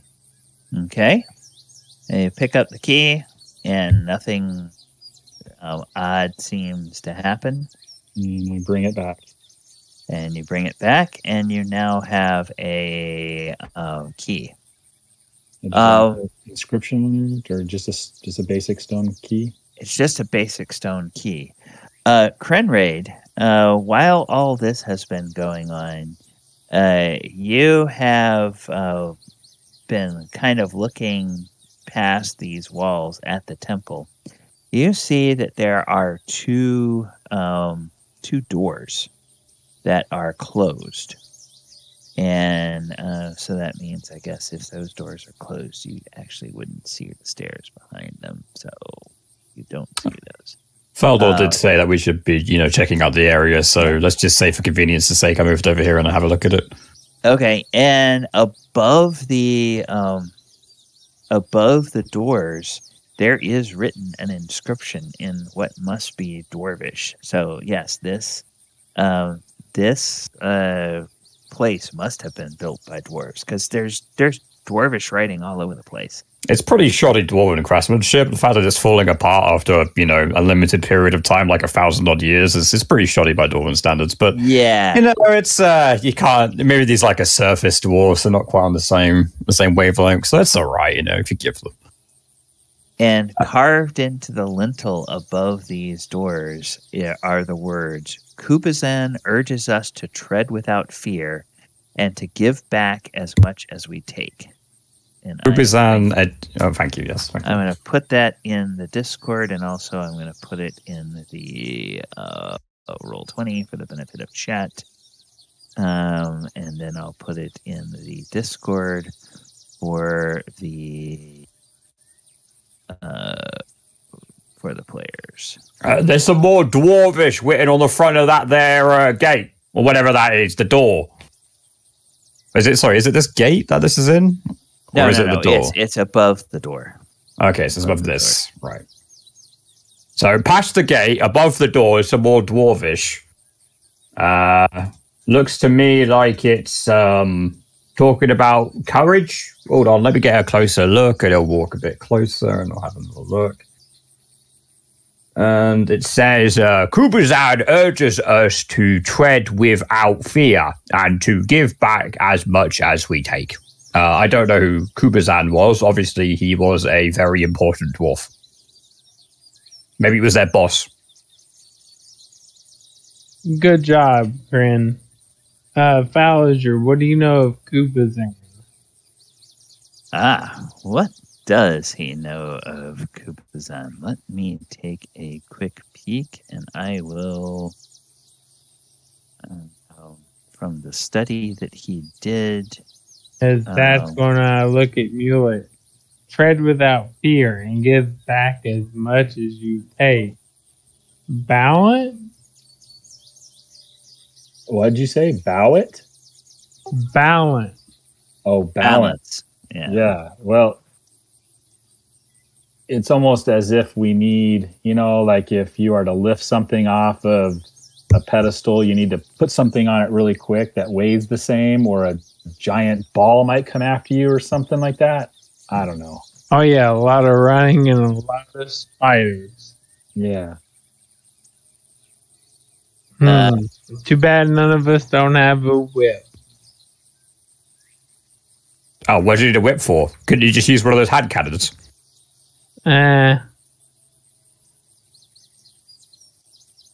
Never know. It could come in handy. So that was a two of a lowbrow joke. I apologize, because he pulls out the gun and just shoots the guy with the sword.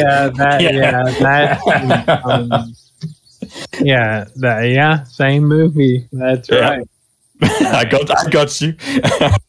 I'm trying to find the information on the alignments. The first thing that he remembers about them is that Kubazan is both spirited and kind of reckless. So that is kind of the tendencies of Kubazan. And then I thought they put all of this stuff in the same place, but they didn't. Wild and spirited. And then, let's see, where's the... All right, so next chapter...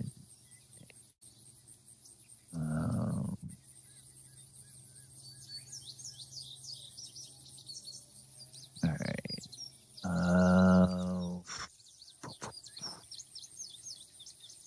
Dadgummit.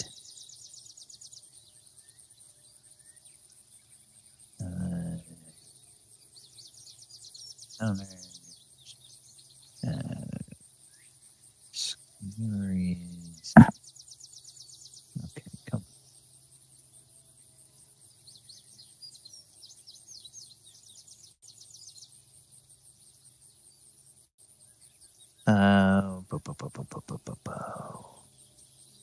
Stupid thing. So is that a stone key got there, Mulek? Yeah. Yeah. Keep your eyes open for any kind of, those doors up there. They look locked. I don't know. Might come in handy. Huh. Maybe from a distance I can check and look at the doors. I'll back you up in case there's anything jumping out. Are those walls anti-magical? Yeah, it looks like a wall, but I don't know.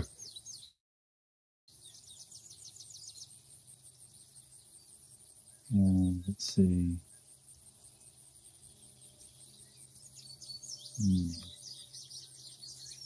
IG, go up and test that wall. I'm gonna have IG come up and just kind of see if he can stick his arm and wave his arm in this gap right here. I warned Mulek, I said, probably best we don't do that. I'd hate to have to push him back again. Well, that's why I've got him over there. I'm just having him move his arm. not his whole body.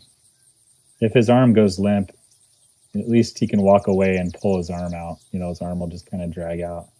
That's fair. I mean, kind of like a dead arm. You ever had a dead arm? Oh, all the time, they yeah. suck. On a good workout, yeah. Okay. You notice that Kubazan is chaotic, or Falazure remembers that Kubazan is chaotic good, wild and spirited, and its enemy is Papazotl. And Papazotl is, of course, the Eblis, which is kind of like think of a prehistoric ibis or something like that, a wading bird. The Falazure is this god straightforward? Sorry, I'm not feeling so hot. What god is it again? Kubazan. It's chaotic good. Yeah. Wild and it tends to be wild and spirited. So not necessarily evil, but it's very impulsive. Got it. So straightforward, maybe not so much. Well, Thaldohr, if my memory serves me right, I think that this deity is a bit chaotic, but chaotic good. So random as hell, but no evil. Well, that's great. But we have to wonder what perverse things has been done to this temple.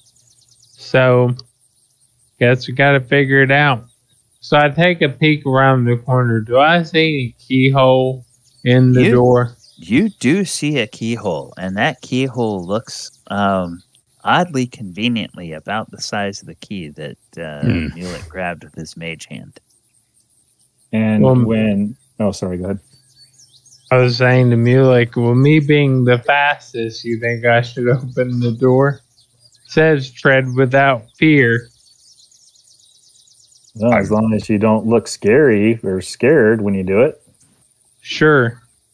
And when I had the Iron Giant kind of put his arm through this gap in the wall just to see if it would like drop, like lose its magic motion. Yeah, it kind of puts its arm through there, and then it just sort of goes immobile. Goes limp. Okay. Yeah, this is an anti-magic wall. And I walk over to Thaldohr and I hand him the stone key. Okay. Well, I'll walk forward and open the door. Everyone be ready. Okay. And I put the key in the lock and turn. Yep. You put the key in the lock, and it turns easily, and the door opens. And you get your first glimpse of the interior of this place. And the interior of this place looks like one large chamber, with a couple of odd little indentations in it and some interesting features. So let me go ahead and read for you what this looks like. Steps descend to a ledge overlooking a pit of sharpened stakes. An alcove on the far wall holds a pedestal with a stone cube resting on it. A relief carved into the back of the alcove shows a monstrous frog with tentacles fighting a crane. Wooden beams radiate from the walls at floor height with 4-foot gaps between them. Carved frog heads extrude from the walls above the beams.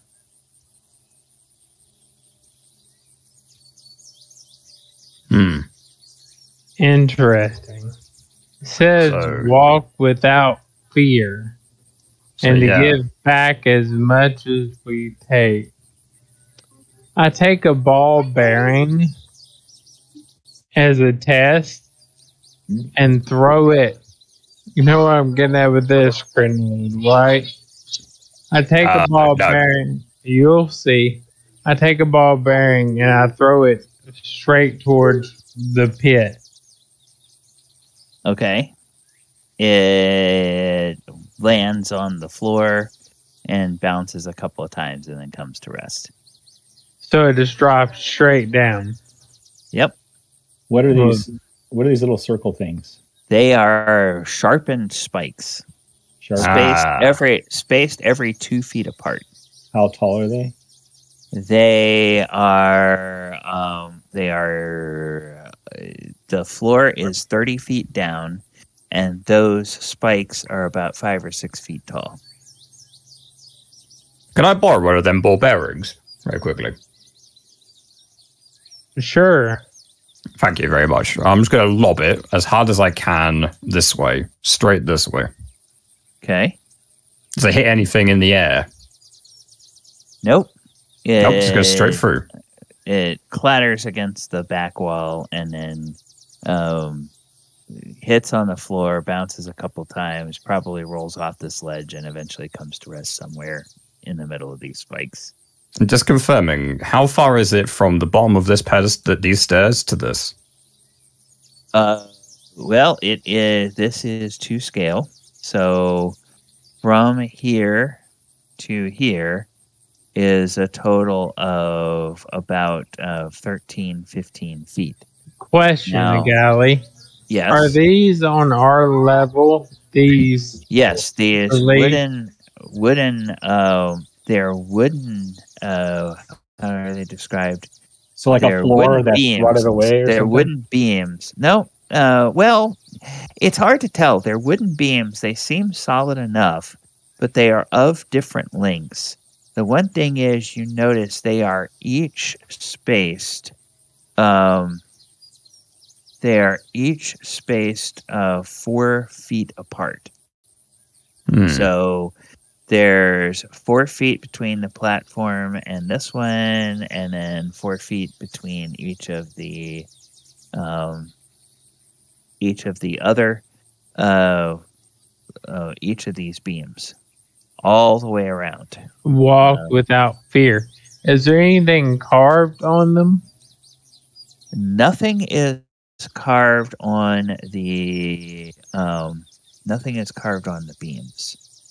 And so these are steps that go down. Steps that go down to a floor level. And then this platform and this platform and all of these beams are on one level. And then this floor is 30 feet below this level. Okay. And there are 6 foot tall sharpened wooden stakes spaced 2 feet apart. And those, while it doesn't show it here, those stakes do go all the way to the walls. I'm not going to lie, guys. I'm pretty confident I could just jump this. But maybe we should experiment a bit more first before jumping across. Or maybe just walk. I'm pretty nimble, and I'm not really afraid to fall. I bet I could do this and walk myself around to the other side. Oh, across the beams? Yeah. Yeah, before we do that... Oh, carry on. Belle will sit there and smile and say, "You guys need to touch the wood or jump? Just climb the wall like a spider monkey." What, you guys are saying you can't do that? No, magic don't work in here. No, she's got her claws, though, doesn't she? Oh, that is true. Yeah. That's a good point. Yeah, but I imagine she does that. Heck, a break loose. Before you touch the wooden things, hold on. Let's just test the waters a bit. And he'll get his hammer, and he'll hold it on the hammer end, on the weighted end.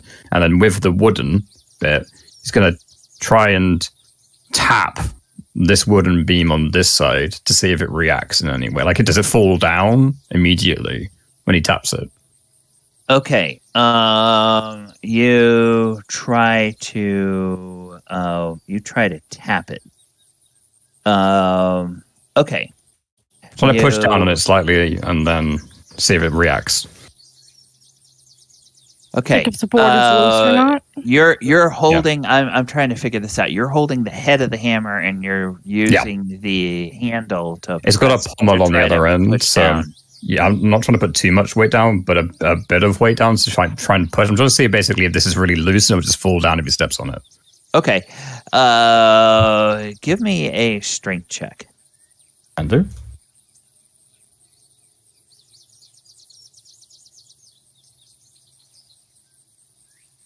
Strength of 24.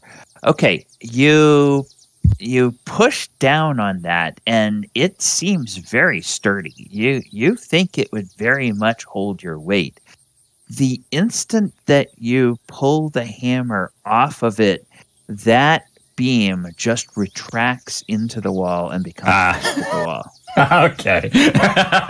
That's the gimmick. Right, gotcha. So I gotta be quick. You gotta be quick, because the moment you step on it, well, no, the moment your weight leaves the beam, it retracts into the wall. You just gotta run. Go. You don't have to necessarily go fast. You're gonna have to go all the way around, because as you make the circuit, you're gonna lose. You're not gonna be able to come back the same way you went. Right. And I'm down. Do another rope trick. You're down 4 feet this way, which means one's 8 feet away. Pretty sure we can make that. I can make that. Yeah, but all right. I mean, all right. This is all yours, honestly, mate. I'm pretty sure I could just jump this distance, but you're more dexterous than I am, so by all means. Well, Belle, hold on. Belle can too. Yeah. Belle, just climb. Can you climb these walls? Can you just? So Dez will take the babies back from Belle. Okay. He's back to his normal self. Belle, come here. Do you think you can climb these walls? Belle would definitely give it back to Dez, but she'll give them back. She'll kind of look, and then can she go on, like, right wherever Krenraid is, and basically see if she can just hold onto the wall with her claws?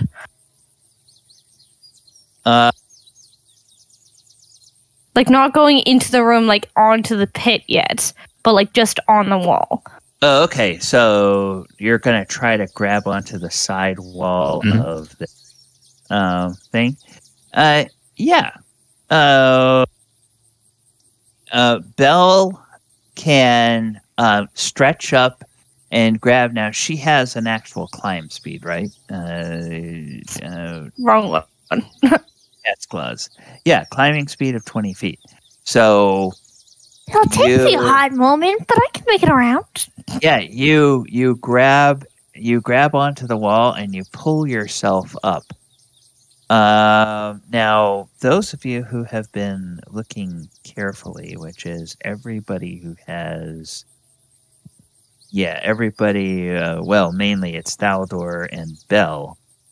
You notice that about 8 feet above each of these beams, there is a relief sculpture of a frog's mouth carved into the wall. The better you water. Those might spit something out. We've seen it before. Yeah, it's pretty likely.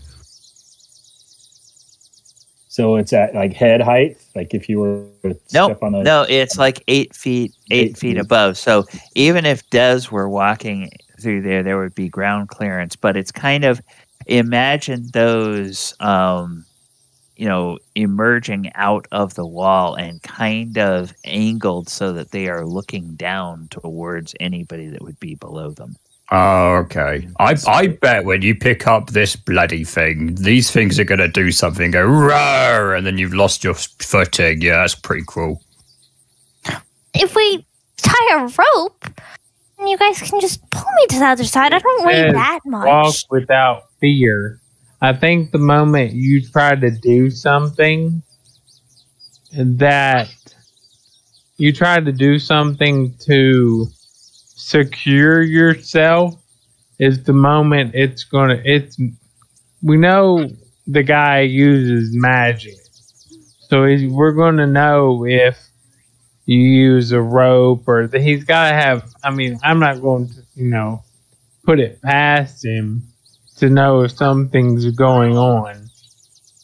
I can do my best to get around the one way and then try to come back to the other. But when it comes to give back as much as we take, I'd have to figure out the weight of one of these cubes. Oh, that's true. We got a few. You have 2 cubes, and you know that they both weigh about the same. And that cube is, 15, 20 feet away, so it's close enough you can get an idea of it. It looks like it's the same size and probably the same weight. I'll fill a bag with enough ball bearings to match the weight of one of the cubes. Okay. All right. Wait, that we have to match. We might have to match, special utilities. Because that's English. But anyway. Something that matters to him as much as this matters to us. Thaldohr is pretty sure from the fact that they all seem to be made of the same material and the other 2 are the same. He can make a pretty good guess that they're all about the same weight. So if he he can pull one of the cubes out and then hold the bag in his other hand and kind of judge and make sure he has the weight just about right. And that's even now. The only question is Bell going to carry the ball bearings and go and try to get it, or is Thaldohr going to do it? I think Thaldohr should go do it, and Bell can move up partially through it if it looks like the things aren't triggering, and I can stand at the edge. So that means we got 2 fail safes in case Thaldohr falls down or something. Okay, and I'll look and pray. And let's Indiana this thing. Who has the key? I do. Okay. All right. Fine. All right. So Thaldohr, you're going to try to go board to board around the edge, and going this way, and then this way, and then this way. All right. So what? That total length is a little bit less than 60 feet. So what I'm going to do is I am going to ask you, when you get to the middle of this wall here, I'm going to ask you to make 1 acrobatics check, and then when you get to the platform, I'm going to make you ask a second one. And that's just going to tell us whether you have a mishap somewhere along the way. Oh, goodness. We have a +5 in acrobatics. Ouch. Belle will see him try and hesitate a little bit, and Belle will say, "Are you sure you don't want me to go?" Not on that. It's not reliable talent. It's not one that I chose. My dex save is +9, but not acrobatics. But is Belle pretty close? Is Belle staying within arm's reach of you as you're going around? How far away is Belle staying from Thaldohr? I think just behind maybe. What do you guys think? So she can drown. Belle has a slower speed. So yeah, she can't move as fast as me. I can with my feline agility. I have good reaction if something were to happen. So, because if I were to fall, I can jump and grab the board in front of me, and it won't go away until I release the weight. So I have a way to save myself. Okay. If anyone else, I could just jump across to the other side as well and help. Right. If need be. So, all right, I'll roll. Here we go. like Cran really wants to attempt the jump. No, it's just like there's nothing in the way. And he's like, well, that's probably the simplest way to do it. That sucks. Okay, Yeah. so Thaldohr, you start going around, and Bell, you notice. I'm going to ask you to tell me what you do when you see what happens to Thaldohr. Thaldohr gets here, and as he takes his foot off of each beam, the beam retracts flush with the wall, so there is no footing behind him. Then he gets to about here, and he misses, and he falls. And when you fall here, you take 3d6 bludgeoning damage. Do I get a And- reaction to try to grab and leap at the board in front of me? I will give you a reaction. Yes, make another acrobatics check. Or can it be a dex save? Yeah, it has to be an acrobatics check because you're. Bardic Inspiration won't work in here because you're like relying on a little bit of. It's a. 15. Well, wait a minute. Bardic Inspiration would work. I think we said it will work. So Yeah. he can use Bardic Inspiration.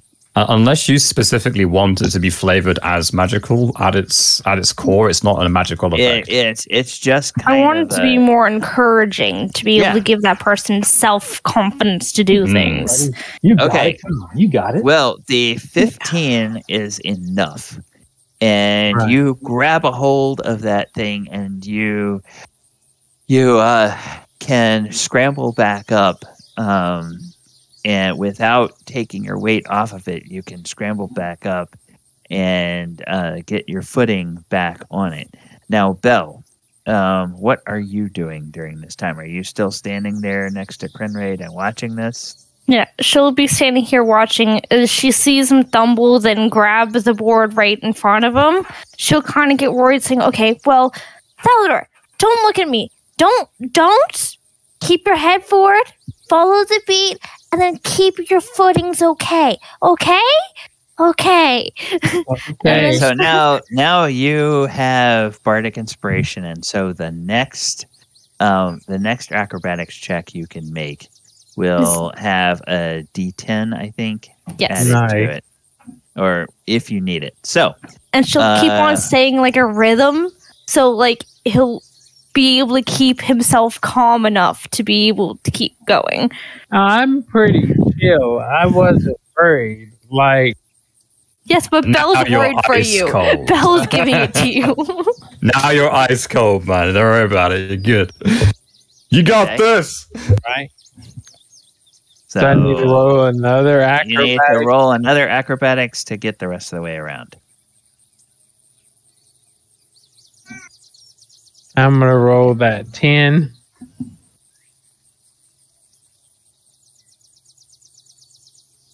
Gypsy, stop Hold on. it. Stop. Hold on. There we go. 17. Okay, yeah, easily you make it, and you are now standing on here. But all of these beams leading back to the entrance on the right side of this map are all retracted, so there's no way back there. And Thaldohr, you look and you see this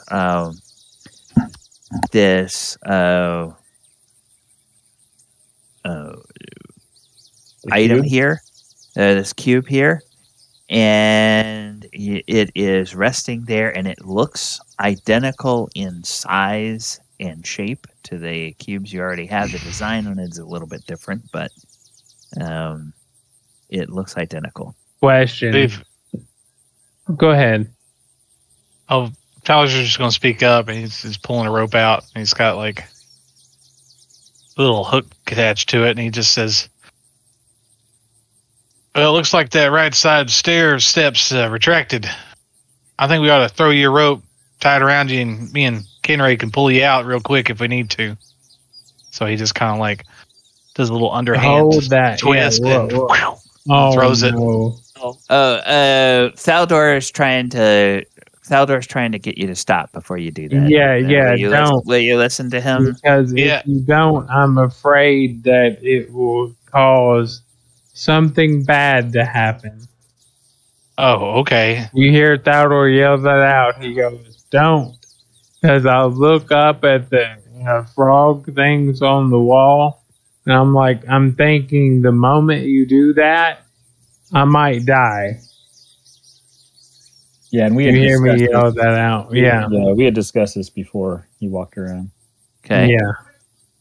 All right. So, Thaldohr, you're sitting there looking at the pedestal. You've got the ball bearing. Right. Do I see any writing on the pedestal or anything back here that I might need to see? You see some of the writing that Krenraid swears is Dwarvish, but it's that same kind of weird script that you guys have been seeing around here.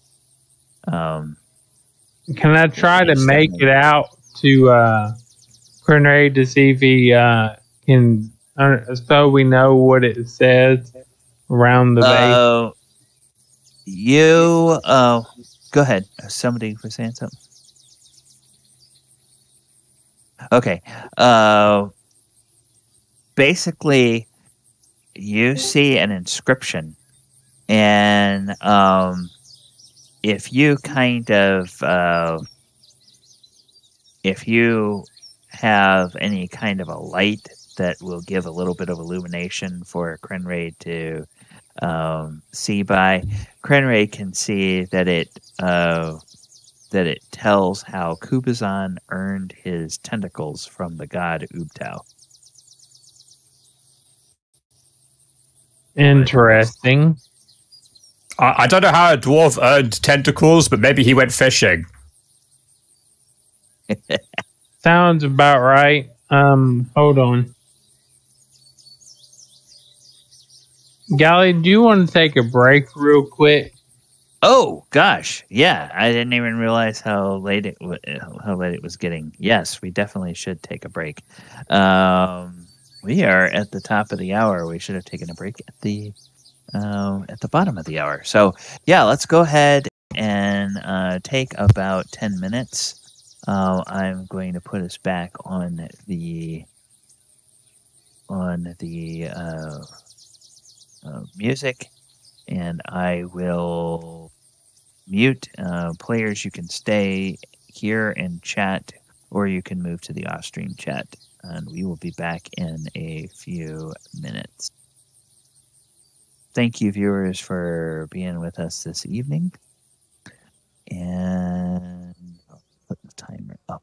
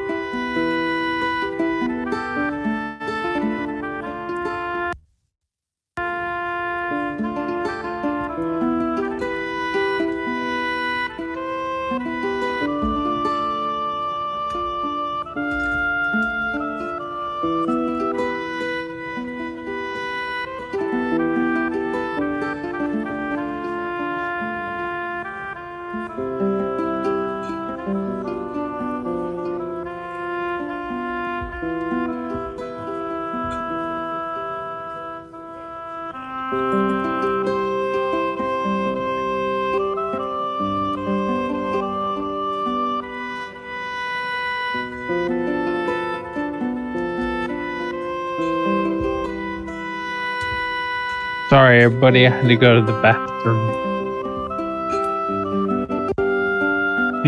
Hard to think when you got to go to the bathroom.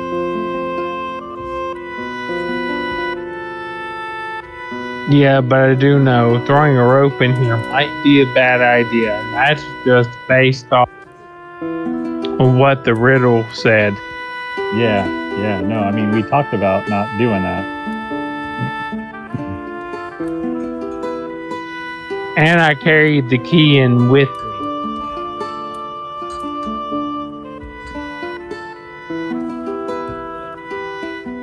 Well, I think we're all inside the door. We would be inside the door.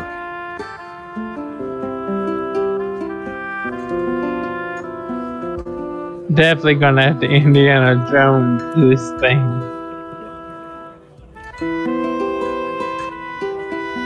And that's Raiders of the Lost Ark. It is. Which was the first movie. Then you got Temple of Doom, then The Last Crusade, then Crystal Skull. Those are babies. And they're I gonna got to go see Raiders of the Lost Ark at the drive-in. And they're gonna do another one. Oh goodness! right here. Yeah, there's supposed to be another one. Yeah, I didn't like Crystal. I hated Skull. that final one. That was just horrid. Yeah, that was bad. That was a money grab. All day long. Yeah. Oh, what do you think about the new D&D movie? Oh my god. What D&D movie? Yeah. What? Oh, you haven't seen the preview?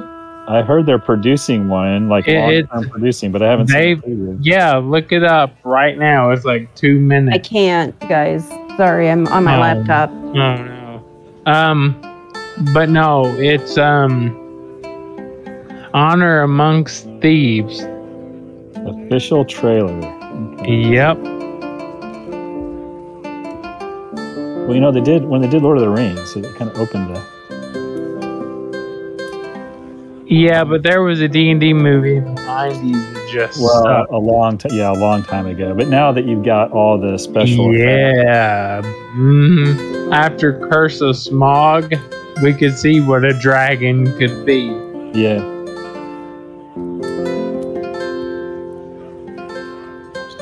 Oh, my butt cheeks. Oh, nasty. Acid.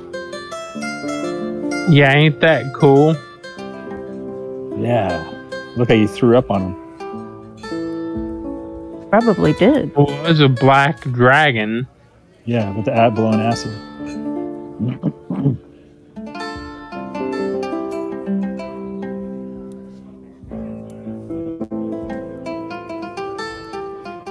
Yeah, I'm hopeful, but I still have some emotional scars From the other D&D movie? from the rental of the D&D movie. I was, when I first heard about it, I was thinking, oh, that might be a movie that's cool to see in the theater. And I'm one of those people that very rarely will I try to go to opening day to anything. And so after the first weekend of that D&D movie that went to theaters, all of my friends were just so disappointed. They're like, oh, it's awful. Don't waste your money. Don't go see it. And of course, it didn't stay in theaters long, and it was panned roundly by critics and audiences alike. And so after a few years, I said, well, I wonder how bad it can be. And I actually rented it, and it's like, oh, that is bad. Talking about the Dragon Staff D&D movie you're talking about? Well, there have been at least two, and I have a memory that there was like a third one, because if you look up online, it says this one is kind of the third part of a trilogy, one that started in the early 2000s. But I think there was one that actually came out in the 90s sometime. Yeah, the one with Jeffrey Irons. It wasn't that good. It was Jeremy Irons. Yeah, Jeremy Irons. You know, it's like it had some big name cast in it, and you think, okay, well, maybe it's. But clearly, this was, this was fanboys without a lot of budget, and just throwing stuff at the wall and hoping it stuck, and kind of they were in over their heads in terms of what they were trying to do with special effects, and the story didn't seem to be that great. It was like, oh, let's play D&D and turn it into a movie, kind of like that. It was like, yeah, it just wasn't that great. This is the one I remember in general, chat. This absolutely terrible but amazing movie. Yeah. Well, the special effects on that preview were pretty cool. The polymorph into an owl bear. That was pretty awesome. Yeah, It makes me think of Dez every time we play. And then Chris Pine, the little bard at the end. Yeah, he's a bard that is like a thief, so it's multi-class. Yeah, that's funny. All right. We're getting close to the end. Oh, no, we still have a minute and a half in the break. Viewers, thank you guys for hanging out with us this evening. If you are watching on the Twitch and you haven't done so already, it would be great if you follow us on the Twitch or subscribe if you would like to. And then if you are watching the archive over on YouTube, please subscribe to the channel, like the video, share the video, and click the post notification bell. We have recently hit a milestone. We are up to over 200 subscribers now on the YouTube, which is great. And the viewing statistics continue to climb. In the last 28 days, I saw we finally ticked over 8,000 views in the last 28 days. And then over 300 hours of views in the last 28 days. So people are going and they're watching, and of course not everybody is watching all the way through all the videos, but enough people are that we keep growing in both viewer count and view length, so that's great. All right, and we're just about to the end of the break, so I'm going to get the music all set back to where it's supposed to be.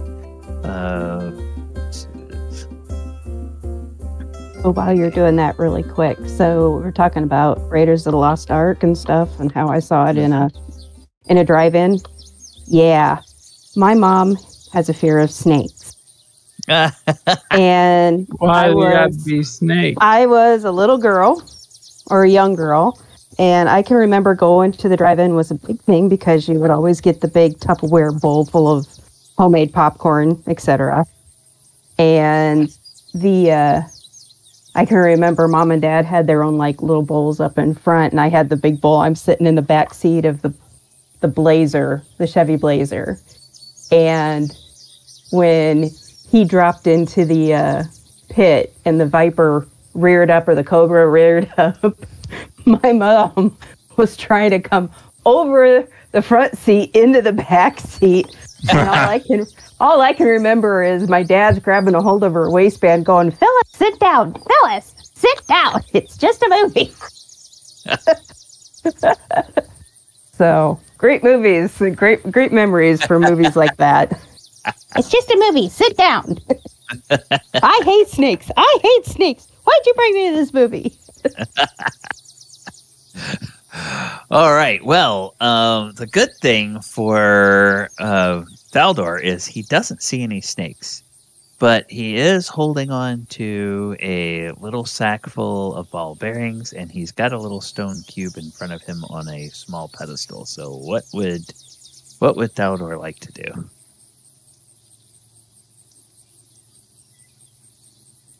Michael, did we? I know you didn't lose me. I started on push to talk. Okay. So no. I want to search here in here, just out of humor, because we've seen trap doors, we've seen hidden doors. I want to search these back walls before I do anything. Okay. Give me an investigation check.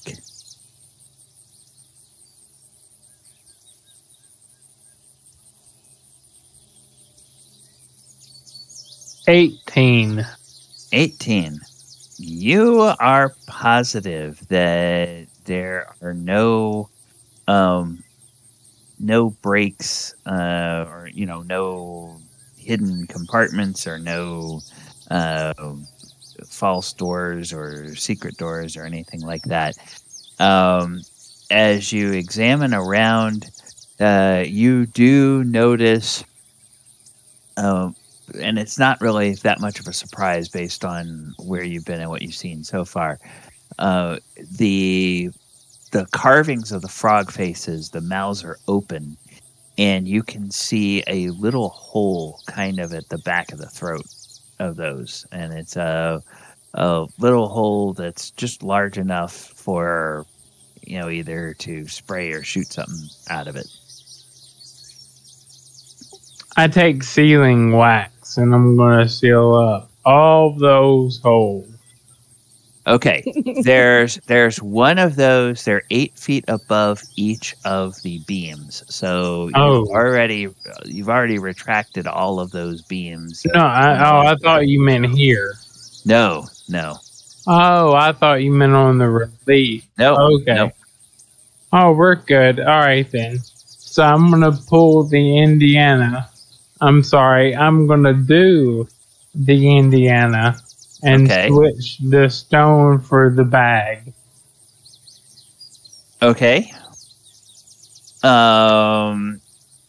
Just make me and this is just a straight dexterity check, but just make me a dexterity check to verify the timing of this.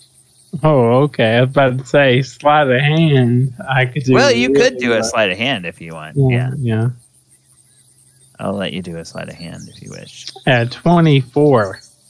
Yeah, you tip the cube off. You tip the little leather sack of ball bearings on, and kind of as you take your hand away, the sack sort of does that thing like where the ball bearings kind of settle a little bit inside the sack, so it sort of just leans to the side a little bit, but it stays there. And everything is quiet for a moment, and then you hear the sound of wood moving against stone. And as you look, all of the beams that had retracted push back out into place. Both the way that you came and that other one that Krenraid had retracted on. Oh, snap. Okay, then I'm going to just walk back the way I came. Okay, you walk back the way you came. This is going to require two more acrobatics checks. There's a 25. Okay, that gets you here with no problem. And a 9, and I'm gonna try to save myself. Yeah, you get here, and you're almost there, but you're on the last one, and you start to lose your footing. If you reach out, you might be able to grab the ledge. 22. Yep. So you reach out, you grab the ledge, and you're able to pull yourself up on the ledge. So we were waiting hands out to catch him if we needed it. So obviously it doesn't matter. But sorry. Yeah. Good thing we have those other cubes. Yeah, and you now have another cube.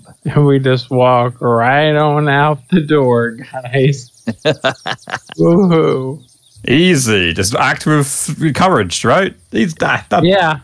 And you see Thaldohr's hand shake a little. He turns around, grabs his whiskey bottle, and takes a long pull. Yep. And as soon as you get outside of this stone fence here, any ongoing magical effects that any of you have, they return as per usual. It just, once again, it seems that inside that little courtyard where the temple proper is the only place that that the anti-magic field is working. So, Gally, out of game, if Yes. Falazure would have threw me the rope, what would have happened? Since we beat the temple, that's why I was asking. If he threw you the rope, or if Belle tried to climb on the walls, though the doors would have slammed, and the keyhole is on the outside, of course, and the key would have been on the inside, as well as the person who can pick locks would be on the inside. And Wow. those frog mouths would have filled this area with a poison gas, and every turn, so the gas would remain for a full minute, and at the end of every round, you would have to make a Constitution check, and whether you're trying to hold your breath or not, you would take damage every round. Now, yeah. So it's Glad that didn't happen. Yeah. I feel It's like Belle could still do it without climbing the walls, but being able to have that extra grab a hold of the boards just in case would have been nice. It probably yeah. would have helped, but yeah, it's definitely there is definitely a precision to the way that these temples are supposed to be navigated, and what about if I would have picked up the stone but didn't balance it out? Yep, same thing. Same thing for failure to, because they both constitute failure to live up to the ideals of the trickster god. Got you. So I'll look at Mulek and Falazure and everybody and go, you know what? This temple right here was made for me. Yep. Just double checking, if I leapt across, would it also done triggered the traps as well? Yeah. Yeah, I figured as much. Really? Yeah, because this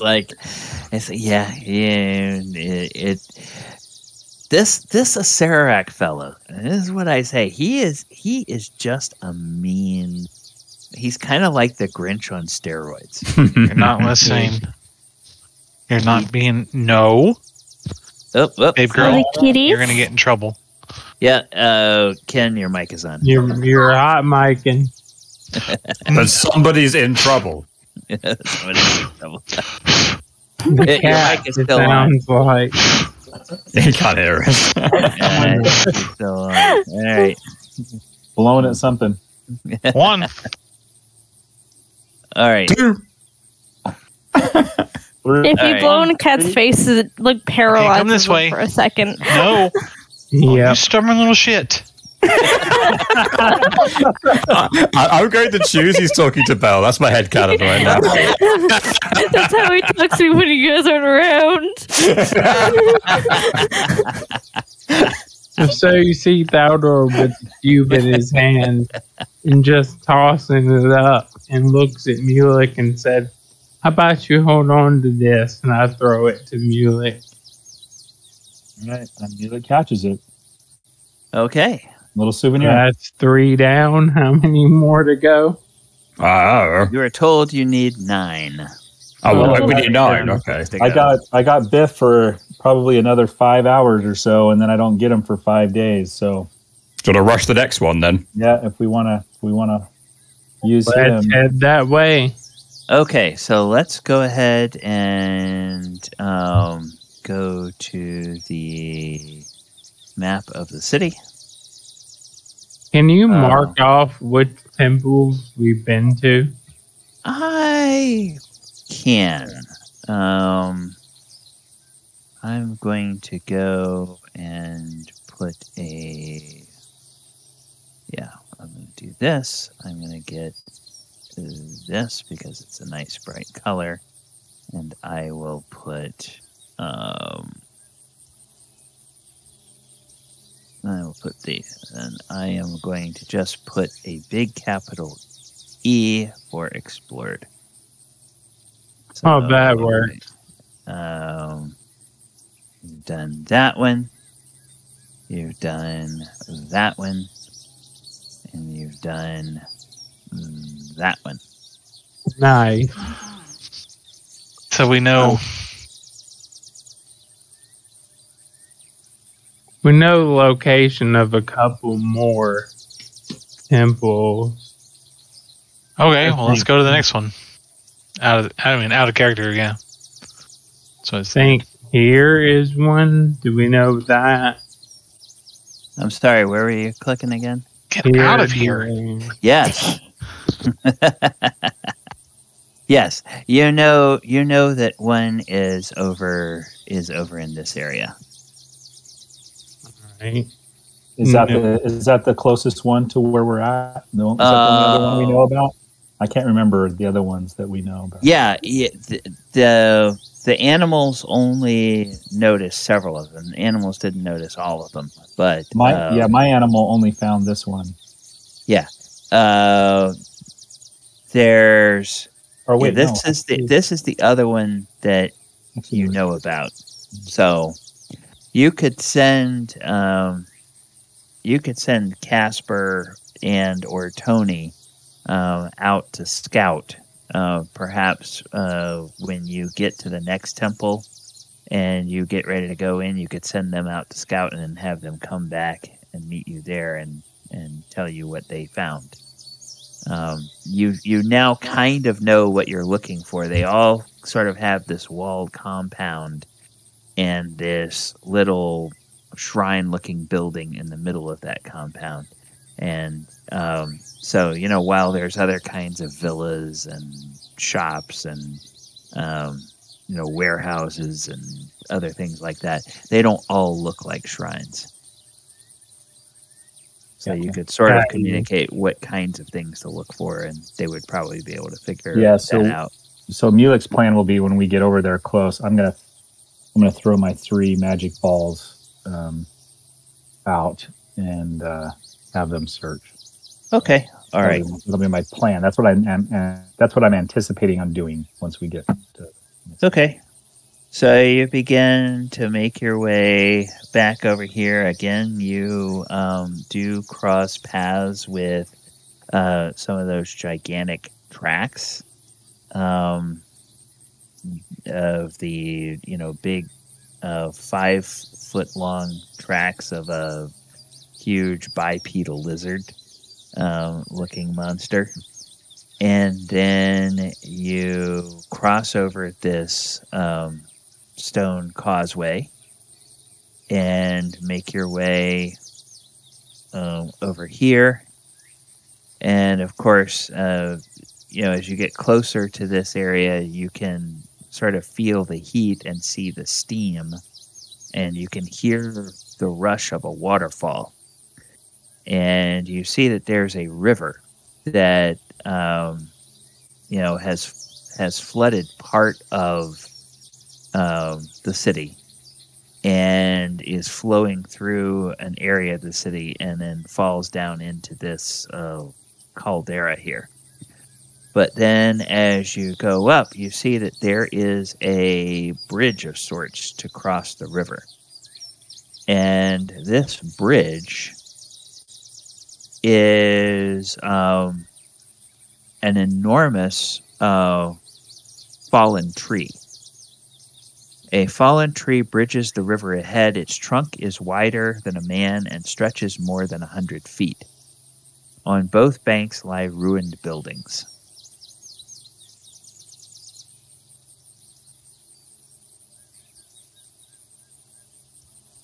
And So that would put you guys about right here on the map. Think it's safe enough to cross? You said how wide is it? The trunk of the tree is easily wide enough that 2 people can walk abreast. And as you look at it,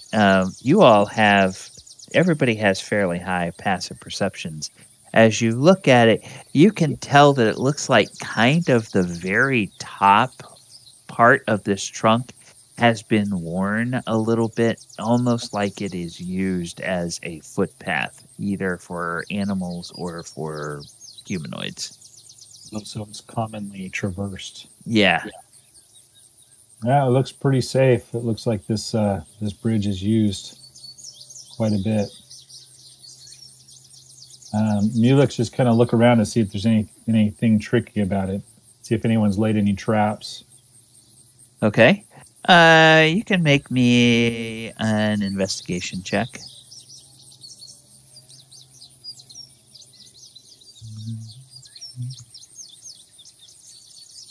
You don't see any traps there. Okay, and then how far of a drop is it to the water? The water flows.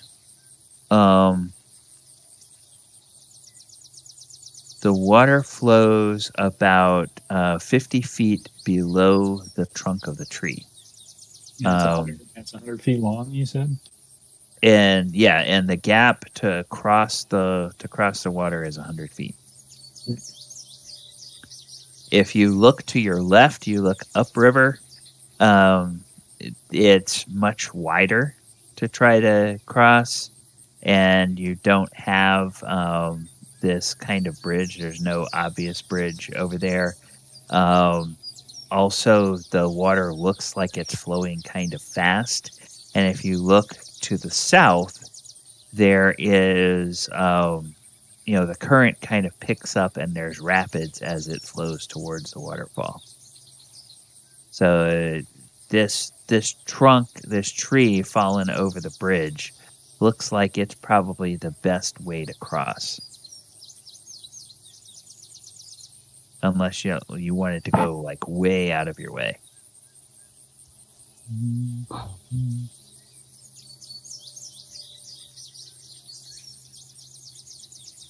Well, Mulek's gonna pull out his broom of flying and hop on it, and grab some rope and just kind of hold on to it and say, I've got this broom that can take me over, and I can hold some rope up and just kind of just be there in case someone loses their footing. Okay. Sounds like a plan. Yep. I'm down for that. And I put my shield. I'm just like I've stowed my shield on my back, and I've got the rope, and I'm ready to. Let's see. I think I still have.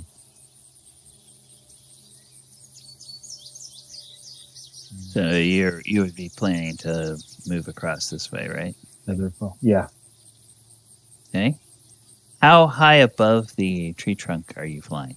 Oh, I'm just above the walkway. I'm not going very high. I don't want to. Okay, maybe a foot up in the air or something like that. Yeah, just kind of going alongside as everyone else takes turns walking across. I'm just there, kind of as a steady hand. Oh, okay. So your idea is that you would hover or float along next to people as each person crosses. Yeah. Okay. So who is going to be the first person to walk across then? Falazure. Falazure will be the first person to walk across. Okay. So yeah. Okay. All right, so Falazure steps up on the trunk. Mulek floats alongside, and Falazure, as you get about halfway across, Mm-hmm. Something happens. Okay. Let's take a look at this. Yes. Something happens. There is a monstrous hippo that eats me. Nope. PG. Okay.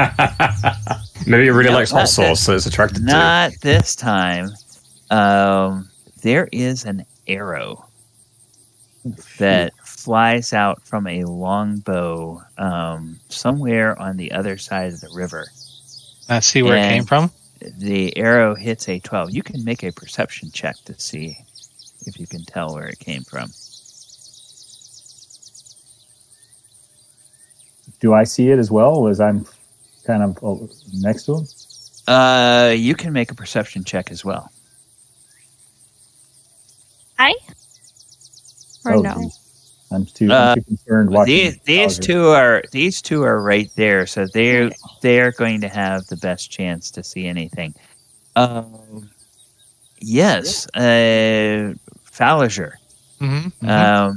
You do see, kind of right over here, you see a flash of movement, and it looks like, well, from this distance, it might be Belle's long-lost brother that is holding a bow up and then scuttles and leaps across the gap between a building and then tries to duck down and tries to hide. And let's see.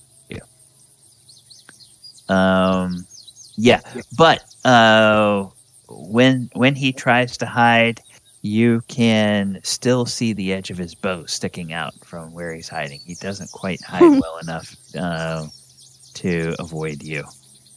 Well, Belle's a better sibling, I guess. Sheesh. Can't even hide. Look at him.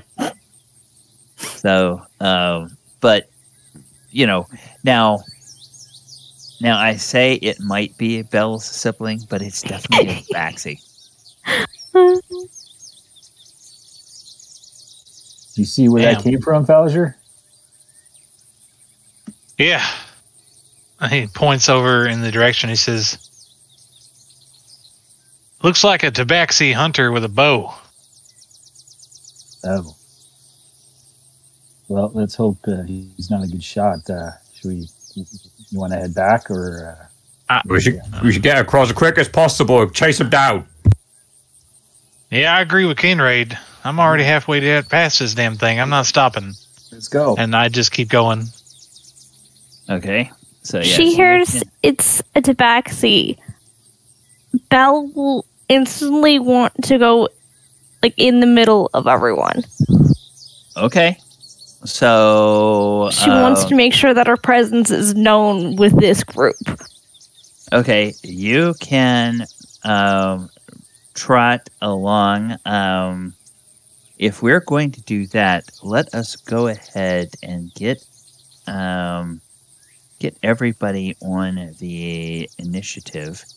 I will go ahead. Let me ask really quick. As Falazure and I are crossing the tree, do we get the sense that it's fairly benign coming across? Or do we get the feeling that it is kind of tricky and it's a good thing I'm here helping? Oh, no, this is very stable. Okay. This is stable and incredibly sturdy. You would probably think that Froghemoth could probably get across this thing. All right, guys, this tree thing's pretty stable. You guys come across. I'll stand here to be careful, but let's hurry it across. Let's hurry up. All right. So, if our tokens on here, I don't know where the hell my token is. Yeah, drag him on. Drag him on. Yeah, drag him on. Drag him on. I'm big. That sounds like a dragon boss. Dragonmon. I'm the Digimon Dragonmon. Fear me and despair. I'm the Dragonmon. And he's like smoking. Okay. I don't know where my character really. Oh man. I don't know if I can drive my character token on here. Okay. We'll get him in a minute. All right. Let's see. Falazure. Oops. Yeah. All right. So you should be on you are on the board now. I'll put you like there, and then I'll say it ought to let you roll 5 and 35. Okay. And then for Ken's benefit, that's where I put your character right there where I'm pinging. If you didn't see it. Bell's going down the river. Yeah, Bell is there. All right. Do we have everybody on? Nope. Thaldohr. Okay. Yeah, Thaldohr, were you able to grab your token? I'm trying. Okay. Let me just. I pull it don't out for think you. it worked. Yeah, thanks. And I'm gonna reset the size to match with everybody Thank you, else. Gally. No problem. All right, there we go. So now you're over here next to Mulek, or next to Krenraid. Okay, so I think we've got everybody now. Yes. Okay. Whoops. Yeah, that's. Sorry about that. I had to throw those guys on there. Yeah. Just gonna make them. I'll make them regular size instead of large. God damn it. And regular size.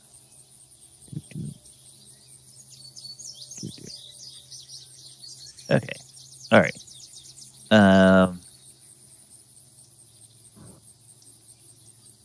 Okay, so the first. I lost control of the Griffon. I need to roll for the Griffon, but I don't have control of him again. Okay. We're going to have to fix that at some point, but that's a issue with the way the token is set up. Mulek's Griffon figurine.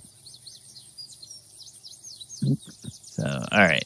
Now you should have it. If you still can't roll, I'll roll for you. I'm trying to see. Oh, there it is. Okay. All right. Let's go ahead and get our battle music up. And Falazure, you are up first, so you can go ahead and decide what you want to do. How far away? Can I see this creature? Yeah, you can see, and you can see that he is just about at the edge of short longbow range. So he's just about 150 feet away. He was probably a little inside that when he shot you, and then shot at you, and then he ran back a little ways.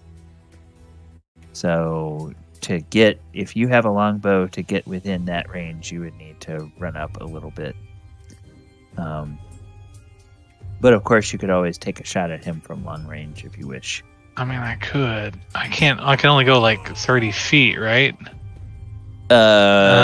Whatever your movement is. Can make a move. And This guy seems hostile towards us for sure, right? Because he shot at you. Yeah, he shot at you. So.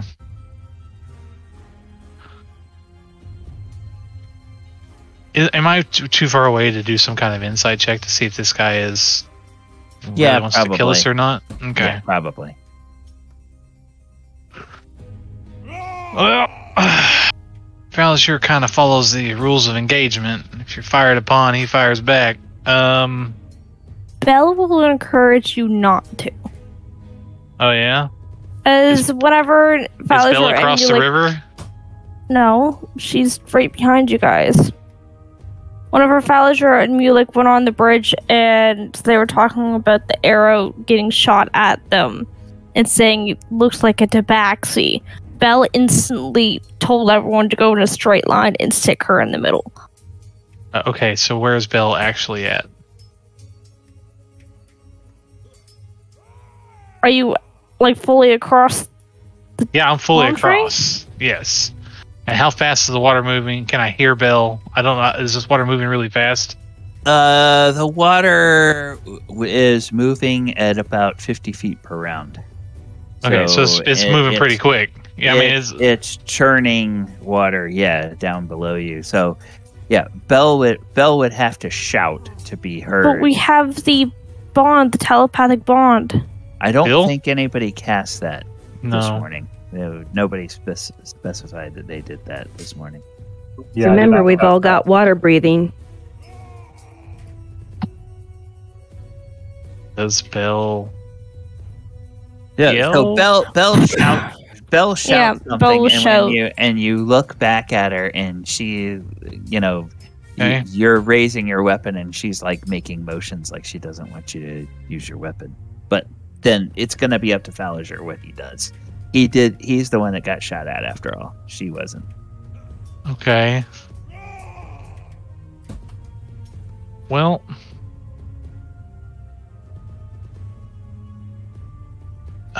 what can I do? That's not. Well, you could try to find a place maybe that has cover and take up a position in case the person keeps firing. Maybe a. How far away is the guy? How far is it away from me? He is now from where your figure is now. He's now with about 125 feet away, but there is this tower like kind of between you and him. 120 feet? Yep, about 120 feet away, and up a little high because he's on a roof of a building. Can I get within 90 feet of him? Yes or no? No, not with the fact that you've already finished. It's 100 feet across the bridge.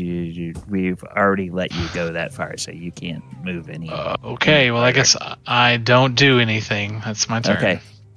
All right, Thaldohr, you're up. Wait? Thaldohr. Thaldohr's gonna run across the bridge as fast as he physically can, which Okay. is what, 90 feet? Yeah. Using so my you can get, turn, action, and dash. yeah, you can get. I'll say that'll get you all the way to the other side. Yeah, Technically, it's a little more than 100, but we'll just say it gets you all the way to the other Yeah. side. I just run straight across it as fast as I can. Okay. All right. Now, Dez, it's your turn. Okay, so he pretty much gets ready to toss a spell, and he's watching this character. Okay, I need you to make a perception check. Falazure was able to see it. Falazure was able to see him when he moved and hid. Mulek did not. I need you to make a perception check. I'm going to say Falazure's probably been pointing him out, so you get advantage, but you have to make a perception check to see if you know where he is.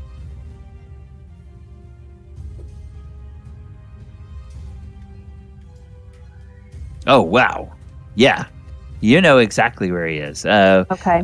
Falazure could see part of the bow sticking out.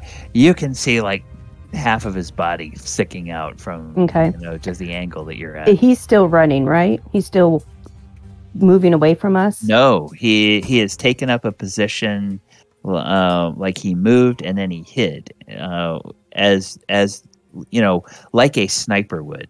A sniper that gave away his one position and then moved and tried to hide as if to get ready to make another shot.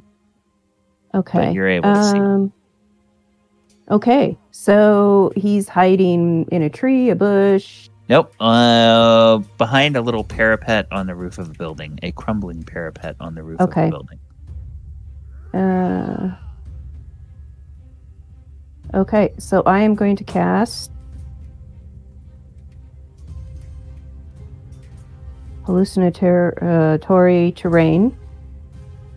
300 feet, okay. Yes. Natural terrain in range, look, sound, smell like some other nerd. So, okay, this is all built up. So the buildings are still going to look like buildings, but you can affect what the ground looks like around them. So, right. You want? So I create an illusion that the ground has basically started to it's like I want to say lava is kind of starting to eat away at the roots and starting to bubble up around. Okay. You can't do this. Remember, look at the casting time is 10 minutes. Oh Jesus. Okay, sorry. Yeah. Well, crap. Okay, think of something else. We're gonna go on to the Griffin. We'll come back to you.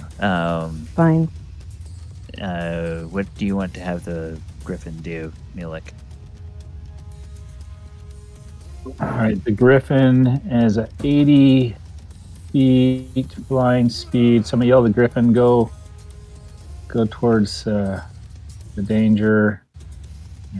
So with 160, 160, he can get all the way across the river. Yeah, so he's just going to head over there, and he's got it. I don't know. He's probably can see. I don't know. I probably have to roll to see if he sees the danger, but.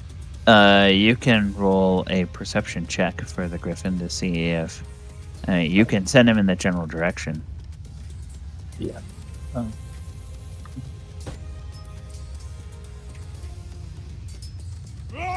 Hidden. Perception. Boom. 17. That matches what he got on his hide attempt. You could see him. See the edge of his bow, or you can't see him, but the Griffin can. The Griffin can. All right, cool. Yeah, the Griffin's just gonna hang there. All right. Before we go to your turn, Dez, did you figure out what you want to do? Yeah. So I need to close the space so that I'm 120. I think that'll take my movement. Well, let's figure out how far you are, and then we'll see. You're 190, so if you need to get 120, you have to spend your whole turn moving, and you have 30-foot movement, or do you have 35? Hang on. I hate working on a laptop. I absolutely hate it. 30. So you just spend your entire turn moving, and you don't do anything else. I'm just gonna have to. All right, Mulek, you're up. Mulek's gonna use the broom, seeing that everyone's easily able to come across the bridge. I'm gonna use 50 feet of the broom speed to come over here. And then I've got closer to the Griffin. Okay. Yeah, and then I've got. Now you didn't see where because you didn't make your check, so you have kind of an idea. You see where the Griffin is looking, so you have an idea. Do I have to use my action to see if I see it now from where I'm at, because I'm not behind this? Well, what are you trying to do? I want to cast a spell at him if I can see him. Do you want it? Is it a spell that targets somebody or a spell that targets an area? An area. then So, no, you okay. you don't need to do that. You can cast it in an area, because I'm going to say that you have an idea. All right, a 30-foot cube within the area. All right, so it has to make a Wisdom save, spell save, DC 17. All right, so Wisdom saving throw coming up. Oh. And shakes it off. And you hear this sort of ululating war cry. And you hear something in a language that you don't understand, Mulek. But Belle, you do understand it. It is a Tabaxi war cry. And it says, "Gods of the hunt, give me strength." And there's kind of sort of a victorious sound in that cry. So that's what Belle would understand that. And I suppose if anybody else speaks Tabaxi, you would understand, but I'm just presuming nobody else does. All right, anything else, Mulek? No, I'm just the Shield Guardian's gonna make its max movement of 60 feet. Okay, so it'll probably get like halfway across the thing. Yeah, we'll just say it gets halfway across the bridge. I'll just be into there to not hide these guys. Yeah. Or I'll just keep them off to the side. Yeah. Damn, Mulek, do you have a wisdom of 17? Or 18? 20 or something? No, that's my spell save DC.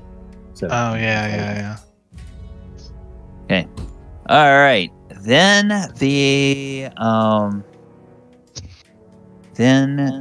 hunter makes his attack, and the hunter looks out, and he says, "I will." And this time he switches to common, and he says, "I will bring home many trophies today." And he says, "I've never brought the trophy of one of those." And he unleashes 2 arrows at the Griffon.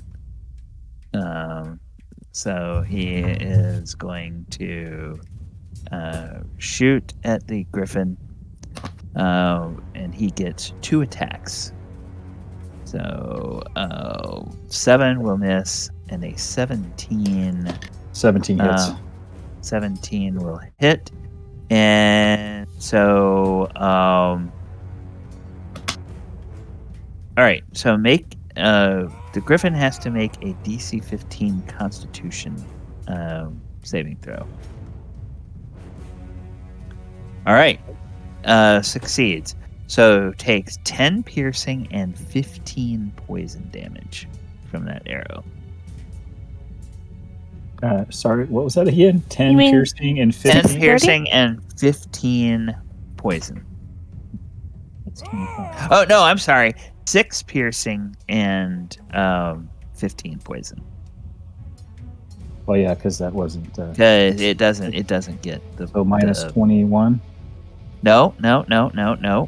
6 piercing and 15 poison. Yeah. So that... 20. Yeah. 21. Sorry. I thought you were saying, I give him 21 less damage. It's like, no. Yikes, that hurt. Yeah, that was that's a hit. pretty good shot, but I don't think he's bloodied at this point. All right. That's all. Oh, no. He is then going to try to move, and he's going to try to hide. So he runs over, tries to move over here, and he's going to make a stealth check.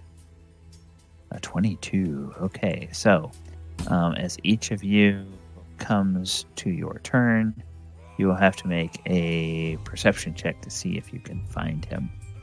All right, Krenraid, you are up. You saw 2 arrows fly and hit the Griffin in the air. Is it okay Or what? if Belle goes first? Because she didn't actually roll her initiative, so she wasn't added to the turn order. So I'm fine, because you roll higher. If you want to have her go first, then I can go last and it resets. Oh, it back. we didn't. Oh, okay. Yeah. Let's put you. Let's put you in line. So yes, Belle, you go. Then Krenraid, you go. Then Belle will take her second round turn. So Thank Belle, you. go ahead. I feel like that's a cheating because it was my mistake that I forgot to roll. No, it's not. It's not. You would have had a chance to go. So by all means, please do. Thank you. Belle Paul. will be a little bit frustrated with her group and say, "Why are you shooting at him? Why are you trying to disorientate him? He did nothing wrong." And she'll kind of like hiss at her group for once that she's actually frustrated about. And she wants to know what the deal is with this Tabaxi that everyone magically saw. So her speed is 30. Well, we don't know where it She- currently is, just so you know. Well, she knows they're around areas around here, wherever This Falazure was general pointing. direction, yeah. Yeah. So she will use her movement. Let's see. 30, 60, that would be full. Then doubling that because I will be using my Yeah. feline agility, Yep. which so will be able to 120. make me move more. Yep. So 120. She'll kind of try and put herself like up here, like Okay. in view, but still a little bit of cover. Okay. And she'll try and like let out a chirp, like a cattish chirp. Okay. Do you? And you're just vocalizing. You're not saying anything in Tabaxi. You're just trying to let out, because you can. You have heard this creature speak Tabaxi, so you could shout out to it in Tabaxi if you wished. Yeah, she'll kind of chirp at first, but then she will speak out saying, "Hi, we don't mean any harm. We swear we're just as startled as you are." I mean, he ambushed us on the bridge. I'm pretty sure he's not startled.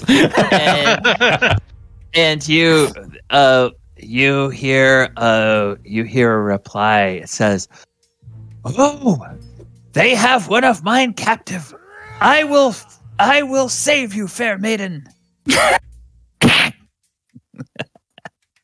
All right, Krenraid, your turn. All right, me and him have got to have words. There's going to have to be a conversation. So I'm going to go my movement, which is 35 feet. I'm going to dash, so I'm going to double that and go to 70. But what we're going to do is he's going to pull out his eagle whistle, and he doesn't understand that you have to blow into it. So what he's going to do is he's going to shout into it, accomplishing a very similar thing. So he goes, starts flying. Oh, okay. What Um, is his fly speed? His fly speed is double his movement. So there's the gist of it. There's the blurb. It's basically based on his constitution for how long you can blow into it for, which I thought was very funny and suited him very well. Okay. You can fly twice as much as your walking speed. So it is 35 times 2. So I'm going my dash 70. distance for the extra distance. So I'm getting the 35 plus the 70. So I'm going a total of 105. Which I believe gets me 105. across. Yeah, that'll get you across. Perfect. Wait, And how are you're you also moving in the air. Yep. Okay. So I'm going to go 5 feet up. So I'm about 7-10 feet off the ground, and then 100 across to get across the bridge, and that's me. Okay. All right. Belle, we are back to you again. This creature. Let's see. How close are you? First of all, make me a perception check to see if you can see the creature. Yeah, because I was about to say, will she be able to try and like pinpoint her ears to wherever that sound came from? Well, you have a general idea where it is. Okay, 19, no. My passive's 20, but yeah.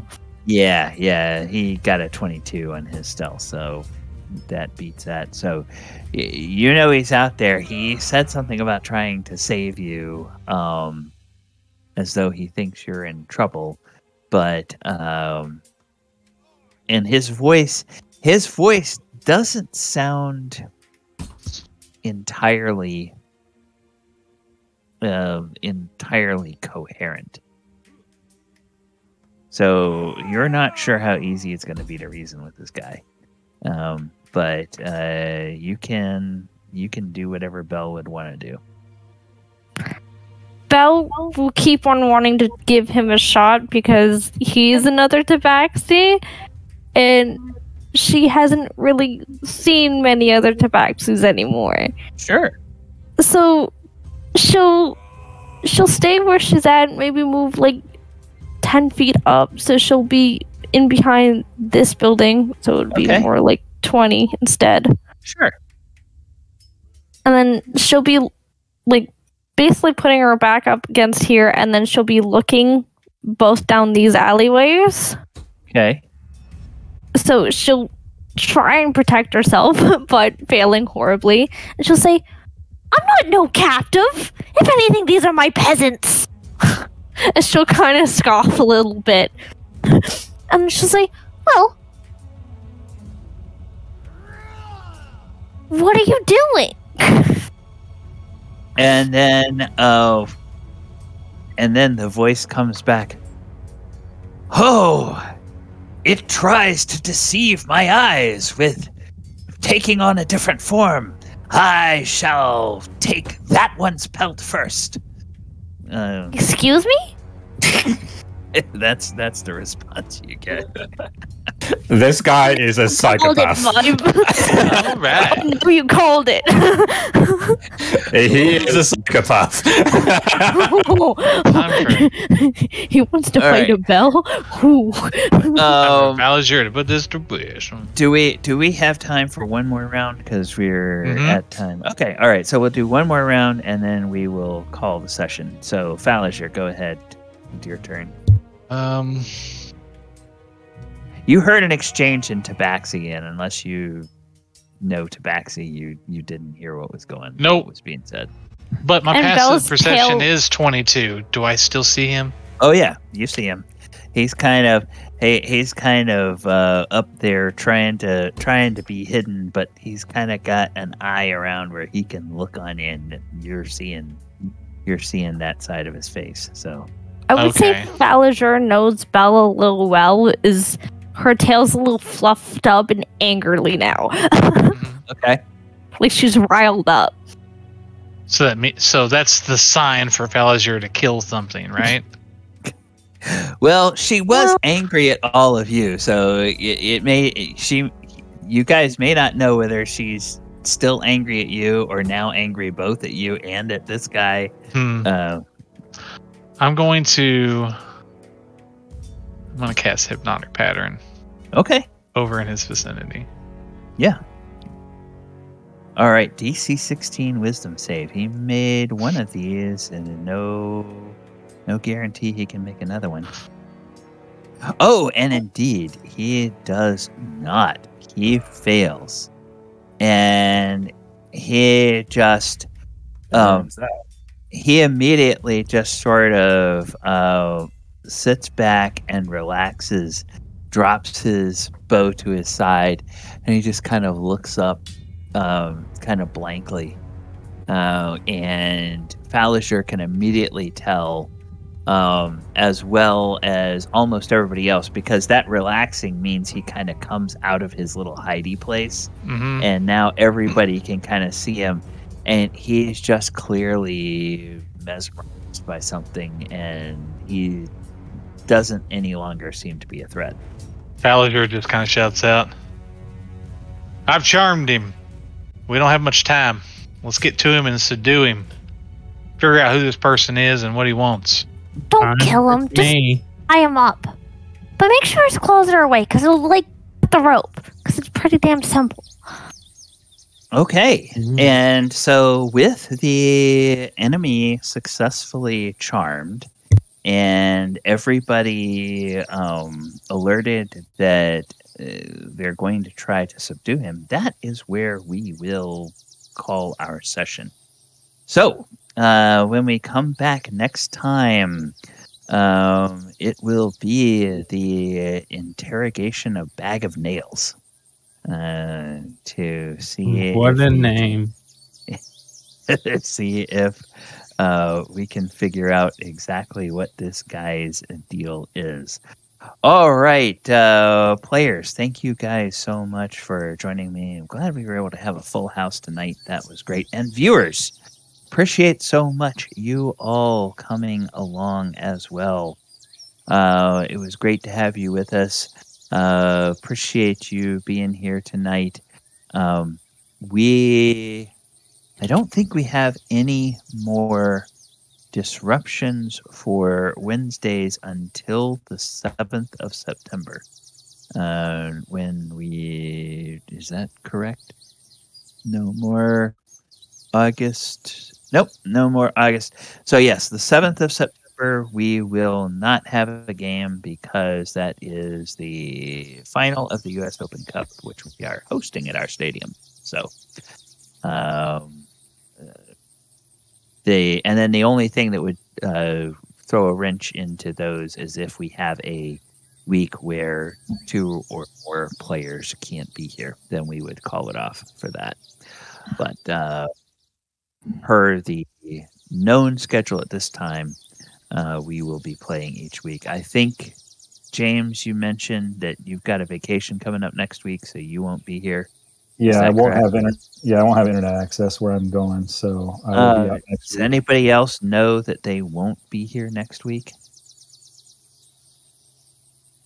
Okay. Should be good. So we'll plan on playing next week, and next week might be when Marilyn is able to join us for the first time, pending her being able to get her character finished and have a chance to just double check. I now this session worked out really well because I now know the perfect place to have her show up where you guys can find her. So that will be we can do that next week if she's available to play. All right, coming up in the rest of the week, no games this weekend because the men are playing on Saturday night, the women are playing on Sunday, so I'll be at the soccer stadium both days.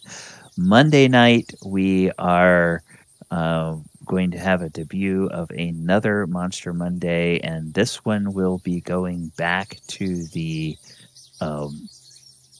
Netherdeep campaign book, and we will be looking at the Gloomstalker coming out of the Netherdeep campaign book. So we'll talk about the Gloomstalker, a little bit about some of its influences in D&D, and how you can make different versions of that monster that you could use against other tiers of play. Thank you guys so much for joining. Paul and Michael, I want to give you a chance to plug the other stuff that you're doing. Paul, anything that you have coming up between now and next Wednesday that you want people to know about? As it does not have a game this weekend, I will mention that I am going to be on the Goblin Cave TV with the City of Mist system, which is powered by the Apocalypse. We are doing kind of like a superhero mystery kind of deal. It's very fun. It's very roleplay orientated, so if you're into that kind of thing, it's over at the Goblin Cave TV on Twitch. On Sunday at 1 a.m. BST, which I believe is 8 p.m. CST. Okay, all right. So Twitch .tv, and it's called Goblin Cave TV? Yeah. All one word, right? Yep. Okay, so check Paul's game out there on Saturday evening. Sunday, sorry. Sunday. Or Sunday evening. But only this week, as you guys don't have a game. Yes. All right, and then Michael, are you gonna be doing any streaming between now and next Wednesday? Okay. I surely will. I will tomorrow, hopefully. I took a day off work. Nice. So I'll be doing something. And most likely next Tuesday I'll be streaming as well. So come check me out. Okay, and Michael is over at twitch.tv/Doors of He is a variety streamer, and he plays all kinds of different games. Everything from casual to, kind of the Sea of Thieves was something that he was into for quite a while. I don't know how far you've gotten in that or whether you still play that. Still playing it, but not as much. But I am. Yeah. So RTS. I play a lot of RTS. Yeah. Okay. All right. Cool. Well, go check those guys out. And viewers, once again, thank you. We have crossed over the 200 subscriber threshold on YouTube on our way to, hopefully as high as we can get. But for right now, on our way to 250. So tell everybody and go ahead and send them our way. Thank you guys so much. Take care, and we will talk to you next time for 97 of the Sword Coast Chronicles. 200 subscribers. Let's go!